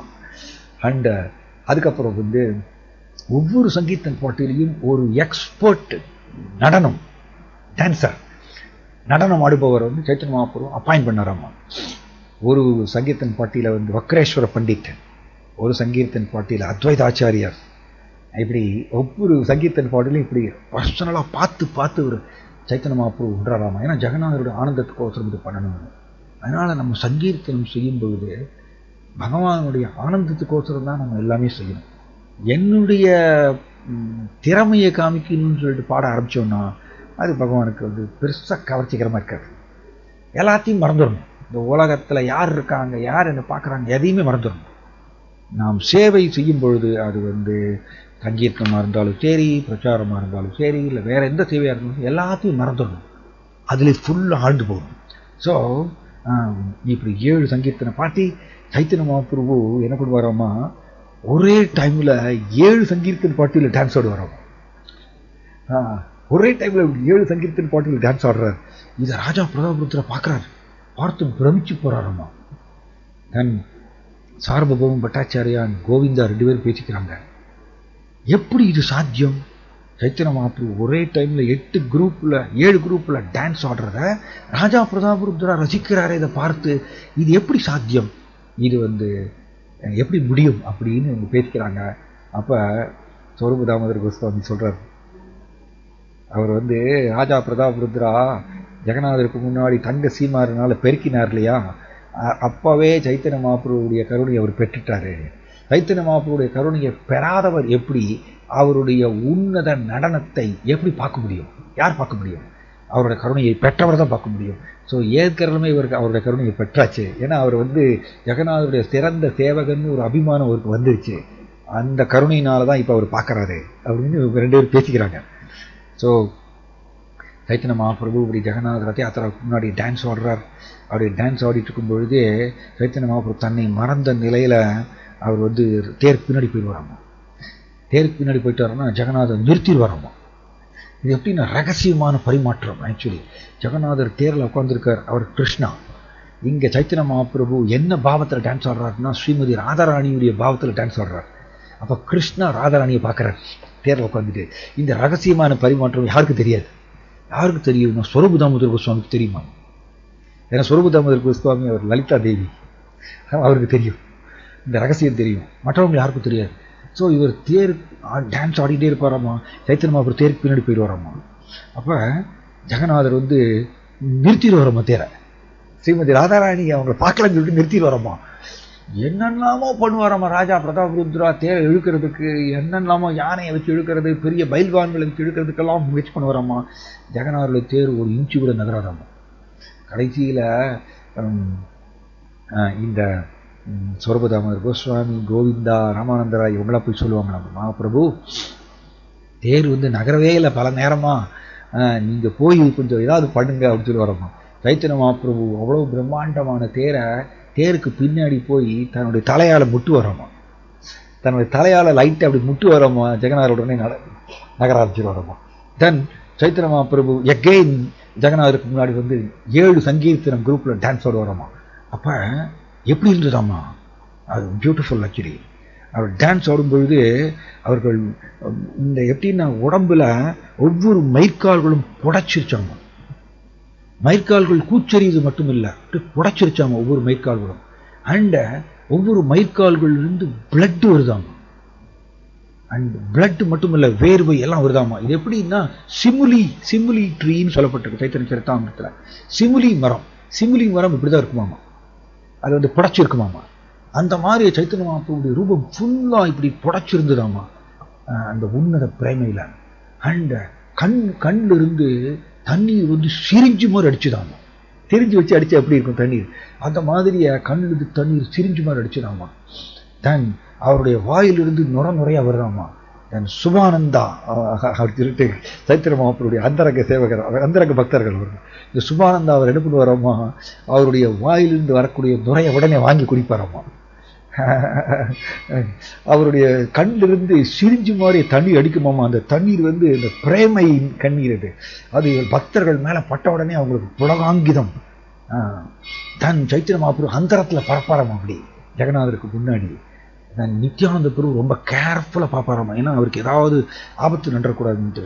அவர் சில நேரங்களில் கீழே விழ போயிட்டாருன்னா படார்னு நித்யானந்த பிரபு முன்னாடி போய் அவர் தாங்கி பிடிச்சு பாராமா தன்னுடைய கையினால. இப்படி பல பல பல வர்ணனைகள் சொல்லப்பட்டிருக்கு. ஜெகநாத் ரத யாத்திரா முன்னாடி சைத்தன்ய மகாபிரபு எப்படி டான்ஸ் ஆடினார்னு சொல்லிட்டு. அண்ட் சில நேரங்களில் ஜகா ஜகா அப்படின்னு சொல்லுவாராம்மா. அவருக்கு நாக்கு தழுக்குமாமா. ஜெகநாதர்னு சொல்ல முடியாதாம்மா. ஜகா ஜகா அப்படின்னு சொல்லுவாராம்மா. அண்ட் அவருடைய உன்னத பிரேமையில அப்படி அதில் அப்படி திளைக்கும் பொழுது சொரூபதாமோதர கோஸ்வாமி சைத்தன்ய மகாபிரபுடைய மனப்பான்மையை புரிந்து கொண்டு உரிய பாடல்களை பாடுவாராம்மா. அந்த பாடல்களுடைய அர்த்தம் யாருக்குமே தெரியாதாம். ஒன்லி சைத்தன்ய மகாபிரபு சொரூபதாமோதர கோஸ்வாமி தெரியும். அண்ட் அவர் உரிய வேலையில் அப்படி இந்த மாதிரி பாடுவாராம்மா. அண்ட் சைத்தன்ய மகாபிரபு சில நேரங்கள் என்ன பண்ணுவாராம்மா, ஜெகநாத் ரத யாத்திரால சொரூபதாமோதர கோஸ்வாமியை பாட சொல்லிடுவாராம்மா. சொரூபதாமோதர கோஸ்வாமி என்ன பண்ணுவாராம்மா, சைத்தன்ய மகாபிரபு மனப்பான்மையை புரிந்து கொண்டு கீத கோவிந்தத்தை பாடுவாராம்மா. அதாவது அந்த சமாதானப்படுத்தும் வகையில், அந்த அவருடைய ஆனந்தத்தை அனுசரித்து போகும் வகையில் அந்த மாதிரி ஒரு கீத கோவிந்தத்தை பாடுவாராம்மா. அப்போ சைத்தன்ய மகாபிரபு என்ன பண்ணுவாராம்மா, ரொம்ப மைல்டா டான்ஸ் ஆடுவாராம்மா. அப்புறம் கொஞ்சம் கொஞ்சமா அது ஸ்பீட் ஆகுமாம்மா. அவர் டான்ஸ் உச்சகட்ட நிலையில போவாராம்மா. இந்த டான்ஸை ஜெகநாதரே ஜெகநாத், பலராம், சுபத்ரா பிரமித்து பார்ப்பாங்களாமா. சைத்தன்ய மகாபிரபுடைய இந்த பிரேம சங்கீர்த்தனம், ஹிஸ் ஹோலினஸ் ராதாநாத் சுவாமி மகாராஜ் இப்படி சொல்றாரு. அவருடைய சங்கீர்த்தனம் எப்படியாம பிரேம சங்கீர்த்தனம், சும்மா சாதாரண சங்கீர்த்தனம் இல்லை, இந்த பிரேம சங்கீர்த்தனம். இதை பார்த்துட்டு ஜெகநாதர் அப்படியே ஸ்தம்பிச்சு நிப்பாராமா. அவருக்கு தான் தேர்ல உட்கார்ந்துட்டு இருக்கேன், நான் தேர் போகணுங்கிறது ஜெகநாதர் மறந்து போயிடுவாராமா. இவரோட பிரேம சங்கீர்த்தனை பார்த்து பலராம், சுபத்ரா, ஜெகநாத் அப்படியே ஸ்தம்பிச்சு நிற்பாங்க. அப்படி சொல்லப்பட்டிருக்கு சைத்தன்ய சரிதாமிரத்துல. இது ரொம்ப அற்புதமான ஒரு பரிமாற்றம் ஜெகநாதருக்கும் சைத்தன்ய மகாபிரபுக்கும். சில நேரங்களில் சைத்தன்ய மகாபிரபு இந்த பாடலெல்லாம் பாடினார். நாகம் விப்புரோ நச்ச நரபதிர் நாபி வைஷ்யோ ந சூத்ரோ நாகம் வர்ணி நச்ச கிரகபதிர் நோ வனஸ்தோ எதிர்வா ரோஜன் நிகில பரமானந்த பூர்ணாமிருதாப்தேர் கோபி பர்த்து பதகமலையோ தாசதாசோனுதாசம். இந்த ஸ்லோகத்தை பாடினார் சைத்தன்ய மகாபிரபு. சைத்தன்ய மகாபிரபு என்ன ஆகுமா, ஜெகநாதர் தேரில் அப்படி உயரமா உட்கார்ந்துட்டு இருக்காராமா. சைத்தன்ய மகாபிரபு அப்படி ஜம்ப் பண்ணுவாராமா. இவருடைய முகம் ஜெகநாதருடைய ஃபேஸ் வரைக்கும் போவாராமா. அவ்வளவு உயரத்துக்கு ஜம்ப் பண்ணுவாராமா. அப்படி ஜம்ப் பண்ணி, ஓ ஜெகநாத் நான் உங்களை சார்ந்தவன் சொல்லிட்டு இந்த பாடல்கள்லாம் பாடுவாராமா. அண்ட் சில பாடல்கள் பாடுவாராமா, அது யாருக்குமே புரியாதாமா அதோட அர்த்தம். அன்னி ஸ்வரூபதாமோதர கோஸ்வாமி பற்றி தான் புரியுமா. இப்படி அவர் இந்த சங்கீர்த்தனத்தை எல்லாத்தையும் ராஜா பிரதாபருத்ரா பார்த்து அப்படியே பிரமிச்சு போறாராமா. அப்படி இருக்கும் பொழுது ஒரு தடவை என்னாச்சு, சைத்தன்ய மகாபிரபு இப்படி சங்கீர்த்தனத்தை பொதுமக்கள்லாம் பார்த்தவங்களுக்கெல்லாம் பிரேமை கிடைச்சதாங்க. சிம்பிளி அவரோட சங்கீர்த்தனத்தை பார்த்தவங்களுக்கு பிரேமை கிடைச்சதாங்க. அதனால பொதுமக்கள் என்ன பண்ணுவாங்களாமா, முண்டி அடிச்சு வருவாங்களாமா சைத்தன்ய மகாபிரபு தொடரணும்னு சொல்லிட்டு. அப்ப முதல் வட்டம் ஒரு சர்க்கிள் போட்டாங்க. நித்யானந்த பிரபு என்ன பண்ணாராமா, முதல் வட்டம் ரொம்ப ஸ்ட்ராங் இல்லையா, அவர் பலராம்ல, முதல் வட்டம் போட்டாராமா சைத்தன்ய மகாபிரபு யாரும் தொடக்கூடாதுன்னு சொல்லிட்டு. சம்டைம்ஸ் முன்னாடி பல வருஷங்களுக்கு முன்னாடி குரு மகாராஜ் வந்து ஜெகநாத் ரத யாத்திரால வரும்பொழுது அவர் சங்கீர்த்தனம் கீழே இறங்கி ரத யாத்திராவிலேருந்து கீழே இறங்கி சங்கீர்த்தனம் பண்ண ஆரம்பிச்சிட்டாங்கன்னா அவ்வளோதான், கூட்டம் அப்படியே மொய்க்க ஆரம்பிச்சிடும். பக்கத்தில் எல்லாரும் போவாங்க. அதான் அந்த பக்தி வந்து கவர்ந்து இழுக்கும். எல்லாரும் அவர் பக்கத்தில் போவாங்களாம். உடனே ஒரு பக்தர்கள் என்ன பண்ணுவாங்க, ஒரு செயின் மாதிரி போட்டுருவாங்க, செயின் மாதிரி கை கோர்த்துப்பாங்க. ஏன் அப்படின்னா அவருடைய சங்கீர்த்தனத்தை டிஸ்டர்ப் பண்ணக்கூடாதுன்னு சொல்லிட்டு. ஸோ இதே மாதிரி ஸ்ரீ நித்யானந்த பிரபு என்ன பண்ணாராம்மா, முதல் வட்டம் ஒரு சர்க்கிள் போட்டாராம்மா அவருடைய மேற்பார்வையின் கீழே. தென் 2வது வட்டத்தில் வந்து காசீஸ்வர பண்டிட் கோவிந்தா இவர்கள் வந்து 2வது சர்க்கிள் போட்டாங்களாமா, சைத்தன்ய மகாபிரபு எல்லாரும் போய் தொடக்கூடாது அப்படின்னு. 3வது வட்டத்தில் ராஜா பிரதாபருத்ரா இருக்கார் 3வது சர்க்கிள்ல. எப்படி நெருங்கி வந்துட்டார் பாருங்க. அவருடைய சிம்பிளி அவருடைய ஏக்கம் பகவானை நோக்கி நெருங்கி கொண்டு வருது பாருங்க. அதை நம்ம புரிஞ்சுக்கணும். அதனாலதான் நம்ம ஏக்கத்தை மெயின்டைன் பண்ணணும். அது ஒன்னே போரும், நம்ம பகவானை நோக்கி நெருங்கி கொண்டு போயிட்டே இருக்கும். ஸோ ராஜா பிரதாபருத்ரா இப்ப மக்கள் வந்து சைத்தன்ய மகாபிரபு தொடக்கூடாதுன்னு சொல்லிட்டு 3வது சர்க்கிள் அவர் நிற்கிறார். சங்கிலி மாதிரி தன்னுடைய அரசாங்க சேவகர்களை எல்லாம் வச்சுட்டு ஒரு சங்கிலி போட்டுக்கிறார். இப்படி இருக்கும் பொழுது அவருடைய முன்னாடி நின்றுட்டு ஸ்ரீவாஸ் தாக்கூர் வந்து சைத்தன்ய மகாபிரபுடைய பிரேம சங்கீர்த்தனத்தை பார்த்து அப்படியே ரசித்து அப்படி நிற்கிறாராம், மெய் மறந்து நிற்கிறாராம் ஸ்ரீவாஸ் தாக்கூர். அப்ப ராஜா பிரதாபருத்ராவுடைய ஒரு காரியதரிசி ஹரிச்சந்தனான்னு சொல்லிட்டு அவருடைய காரியதரிசி கூட இருக்கார். அவர் என்ன பண்றாரு, ஸ்ரீவாஸ் தாக்கூரை தொட்டு கொஞ்சம் தள்ளி நில்லுங்க, ராஜா பார்க்கணும். ராஜா பிரதாபருத்ரா வந்து சைத்தன்ய மகாபிரபுடைய பிரேம சங்கீர்த்தனம் நடனத்தை பார்க்கணும், கொஞ்சம் தள்ளி நில்லுங்கன்னு சொல்லிட்டு அவர் தொட்டு கொஞ்சம் அப்படி தள்ளி நிறுத்துறாரு. ஸ்ரீவாஸ் தாக்கூருக்கு புரியல, ஏன்னா அவர் பிரேமையில இருக்கார், உண்மையில பிரேமையில இருக்கார் ஸ்ரீவாஸ் தாக்கூர். சைத்தன்ய மகாபிரபுடைய நடனத்தை அப்படியே ரசிக்கிறாரு. எதுக்குடா யார் என்னை தொடுறாங்க, யார் என்னை தள்ளுறாங்க ஒண்ணுமே அவருக்கு தெரியல. கொஞ்ச நேரத்துல திரும்பவும் ஒரு முன்னாடி வந்து நின்று பார்த்துட்டு இருக்காரு. ராஜாவுக்கு மறைக்கிறது, ராஜாவால் பார்க்க முடியல. ஹரிச்சந்திரன் என்ன பண்ணார், திரும்பவும் தொட்டு அவரை தோள்கள் தொட்டு ஸ்ரீவாஸ் தாக்கூரை பலவந்தமா தள்ளி நிறுத்தினாராமா. இந்த மாதிரி 2-3 தடவை நடந்துச்சு. 3ஆம் தடவை ஸ்ரீவாஸ் தாக்கூர் கோவம் வந்துருச்சு. யாருடா என்னைய வந்து சைத்தன்ய மகாபிரபுடைய பிரேம சங்கீர்த்தனத்தை இந்த நடனத்தை பார்க்க விடாம தடுக்கிறான்னு சொல்லிட்டு கோபத்துல பின்னாடி திரும்பி ஓங்கி ஒரு அறை அரைஞ்சிடறாரு. ஹரிச்சந்திராவை வந்து ஓங்கி ஒரு அறை அரைஞ்சிடறாரு. எப்படி பாருங்க, பக்தி தொண்டுக்கு நடுவில் பாருங்க எவ்வளவு நுணுக்கங்கள். ஹரிச்சந்தனாவை அரைஞ்சிடுறாரு ஸ்ரீவாஸ் தாக்கூர். ஹரிச்சந்தனாவுக்கு கோபம் வந்துருது. இனி அரையிறீங்களா அப்படின்னு சொல்லிட்டு அவருக்கு கோபத்துல பேச ஆரம்பிக்கிறது போறாரு. உடனே ராஜா பிரதாபருத்ரா என்ன பண்றாராமா, ஹரிச்சந்திராவுடைய கையை இறுக்கி பிடிச்சுக்கிறாராமா. இறுக்கி பிடிச்சிட்டு நோ நோ நோ நோ ஹரிச்சந்தனா, நீ ரொம்ப பாக்கியசாலி. ஸ்ரீவாஸ் தாக்கூர் உன்னைய தொட்டு அடிச்சிருக்காருன்னா நீ ரொம்ப பாக்கியசாலி. எனக்கு கிடைக்கல அந்த பாக்கியம், என்னைய தொட்டு அடிக்க மாட்டேங்கிறாரு, உனக்கு அந்த பாக்கியம் கிடைச்சிருக்கு. அதனால தயவு செய்து அமைதியே இரு, எதுவும் பண்ணாத அப்படின்னு சொல்லிட்டு தன்னுடைய காரியதரிசி ஹரிச்சந்திராவை அமைதிப்படுத்துறாரு. இப்படி இதை ஏகப்பட்ட நுணுக்கங்கள் ரத யாத்திராவுக்கு நடுவில் நடக்கிறது. ஃபைனலி ஜெகநாத் வந்து பலகந்திங்கிற இடத்துக்கு வரார். அங்கதான் வந்து ஜெகநாத் வல்லபா கார்டன் இருக்கு. ஜெகநாத் வல்லபா கார்டன் வந்து ஜெகநாதருக்கு பிரியமான, வல்லபான பிரியமான, ஜெகநாதருக்கு பிரியமான ஒரு கார்டன். இப்போ வந்து துரதிருஷ்டம் ஜெகநாத் வல்லபா கார்டன் வந்து பஸ் ஸ்டாண்டாக மாறிடுச்சு. ஏகப்பட்ட பஸ்ஸு வேன் எல்லாம் வந்து நிற்கிது அந்த இடத்துல. ஜெகநாத் வல்லபா கார்டன்லாம் போயிடுச்சு, இந்த ஏரியா மட்டும்தான் இருக்கு. ஸோ இந்த ஜெகநாத் வல்லபா கார்டனில் அங்கே வந்து ஜெகநாதர் வந்து நின்று வரணும். பலகந்தி கிட்ட வந்த உடனே பக்தர்கள் பலதரப்பட்ட பதார்த்தங்களை ஜெகநாதருக்கு நைவேத்தியம் செய்வாங்க. அந்த டைமில் ஜெகநாதர் கொஞ்சம் அப்படி ரெஸ்ட் எடுக்கிறதுனால சைத்தன்ய மகாபிரபு என்ன பண்ணுவாராம்மா, ஜெகநாத் வல்லபா கார்டனுக்குள்ளே போய் ஒரு உயரமான இடத்துல அப்படி வந்து ரெஸ்ட் எடுத்து பாருங்க. ஏன்னா இவ்வளோ நேரம் அவர் வந்து டான்ஸ் ஆடிருக்கார் இல்லையா. ஸோ உடம்பு முழுவதும் வேர்வை ஒழுகுமாமா சைத்தன்ய மகாபிரபுவுக்கு. அப்போ அவர் போய் வந்து அந்த ஜெகநாத் வல்லபா கார்டன், அந்த கார்டனில் உயரமான பகுதியில் போய் அவர் ரெஸ்ட் எடுப்பார், அந்த உன்னத பிரேமை நிலையில். அப்போ ஒவ்வொரு பக்தர்களும் மரத்தடியில் போய் ரெஸ்ட் எடுப்பாங்களாமா ஜெகநாத் வல்லபா கார்டனில். இந்த டைமில் பட்டாச்சாரியா என்ன பண்ணுறாரு, ஓ ராஜா பிரதாப் ருத்ரா, இதுதான் சரியான நேரம், உள்ளே போங்க, சைத்தன்ய மகாபிரபுடைய பாத கமலங்களை நீங்கள் மெசாஜ் பண்ணுங்க அப்படின்னு உரிய வேலையில் கைட் பண்ணுறார். இதுதான் குருவுடைய வேலை. ஸோ ராஜா பிரதாப் ருத்ரா வைஷ்ணவா ட்ரெஸ்ஸில் இருக்கார், இப்போ திலகம் போட்டுன்னு இருக்கார். அவர் என்ன பண்ணுறாரு, ஜெகநாத் வல்லபா கார்டனுக்குள்ளே நுழையிறதுக்கு முன்னாடி எல்லா பக்தர்கள்ட்டையும் பிரார்த்தனை பண்ணுறார். சைத்தன்ய மகாபிரபுடைய அந்தரங்க பக்தர்கள் அத்தனை பேர்கிட்டையும் பிரார்த்தனை பண்ணி அவர் சொல்றார், உங்களுடைய அனுமதி எனக்கு வேண்டும், உங்களுடைய பர்மிஷன் பிரகாரம் தான் நான் வந்து சைத்தன்ய மகாபிரபுவுக்கு இந்த அவரோட பாதத்தை நான் மெசாஜ் பண்ண முடியும், தயவு செய்து எல்லோரும் எனக்கு அனுமதி கொடுங்கள்ட்டு மனப்பூர்வமாக பிரார்த்தனை பண்ணுறார். கோவிந்தா, சுரபதாமர் கோஸ்வாமி, ராமானந்த ராய், காஷீஸ்வர பண்டிட், இவங்க எல்லார்ட்டையும் மனப்பூர்வமாக பிரார்த்தனை பண்ணுறார். இதுதான் எட்டிக்கட், இதுதான் கலாச்சாரம். பகவான் பக்கத்தில் நம்ம போகிறோம் அப்படின்னா அவருடைய அந்தரங்க பக்தர்களுடைய கருணை இல்லாமல் போக முடியாது நம்மளால். ஸோ மனப்பூர்வமாக பிரார்த்தனை பண்ணிட்டு ராஜா பிரதாபுத்திர உள்ளே போகிறார். உள்ளே போய் அவர் வந்து கீத கோவிந்தம், இல்லை கோபிகா கீதம், ஜெயதி தேதிகம் ஜன்மனா அவர்கள், அந்த கோபிகா கீதத்தை வந்து ரொம்ப அற்புதமாக பாடுறார். சைத்தன்ய மகாபிரபுடைய பாதத்தை மெசாஜ் பண்ணுறாரு. மெசாஜ் பண்ணிவிட்டு இந்த கோபிகா கீதத்தை பாடுறார்.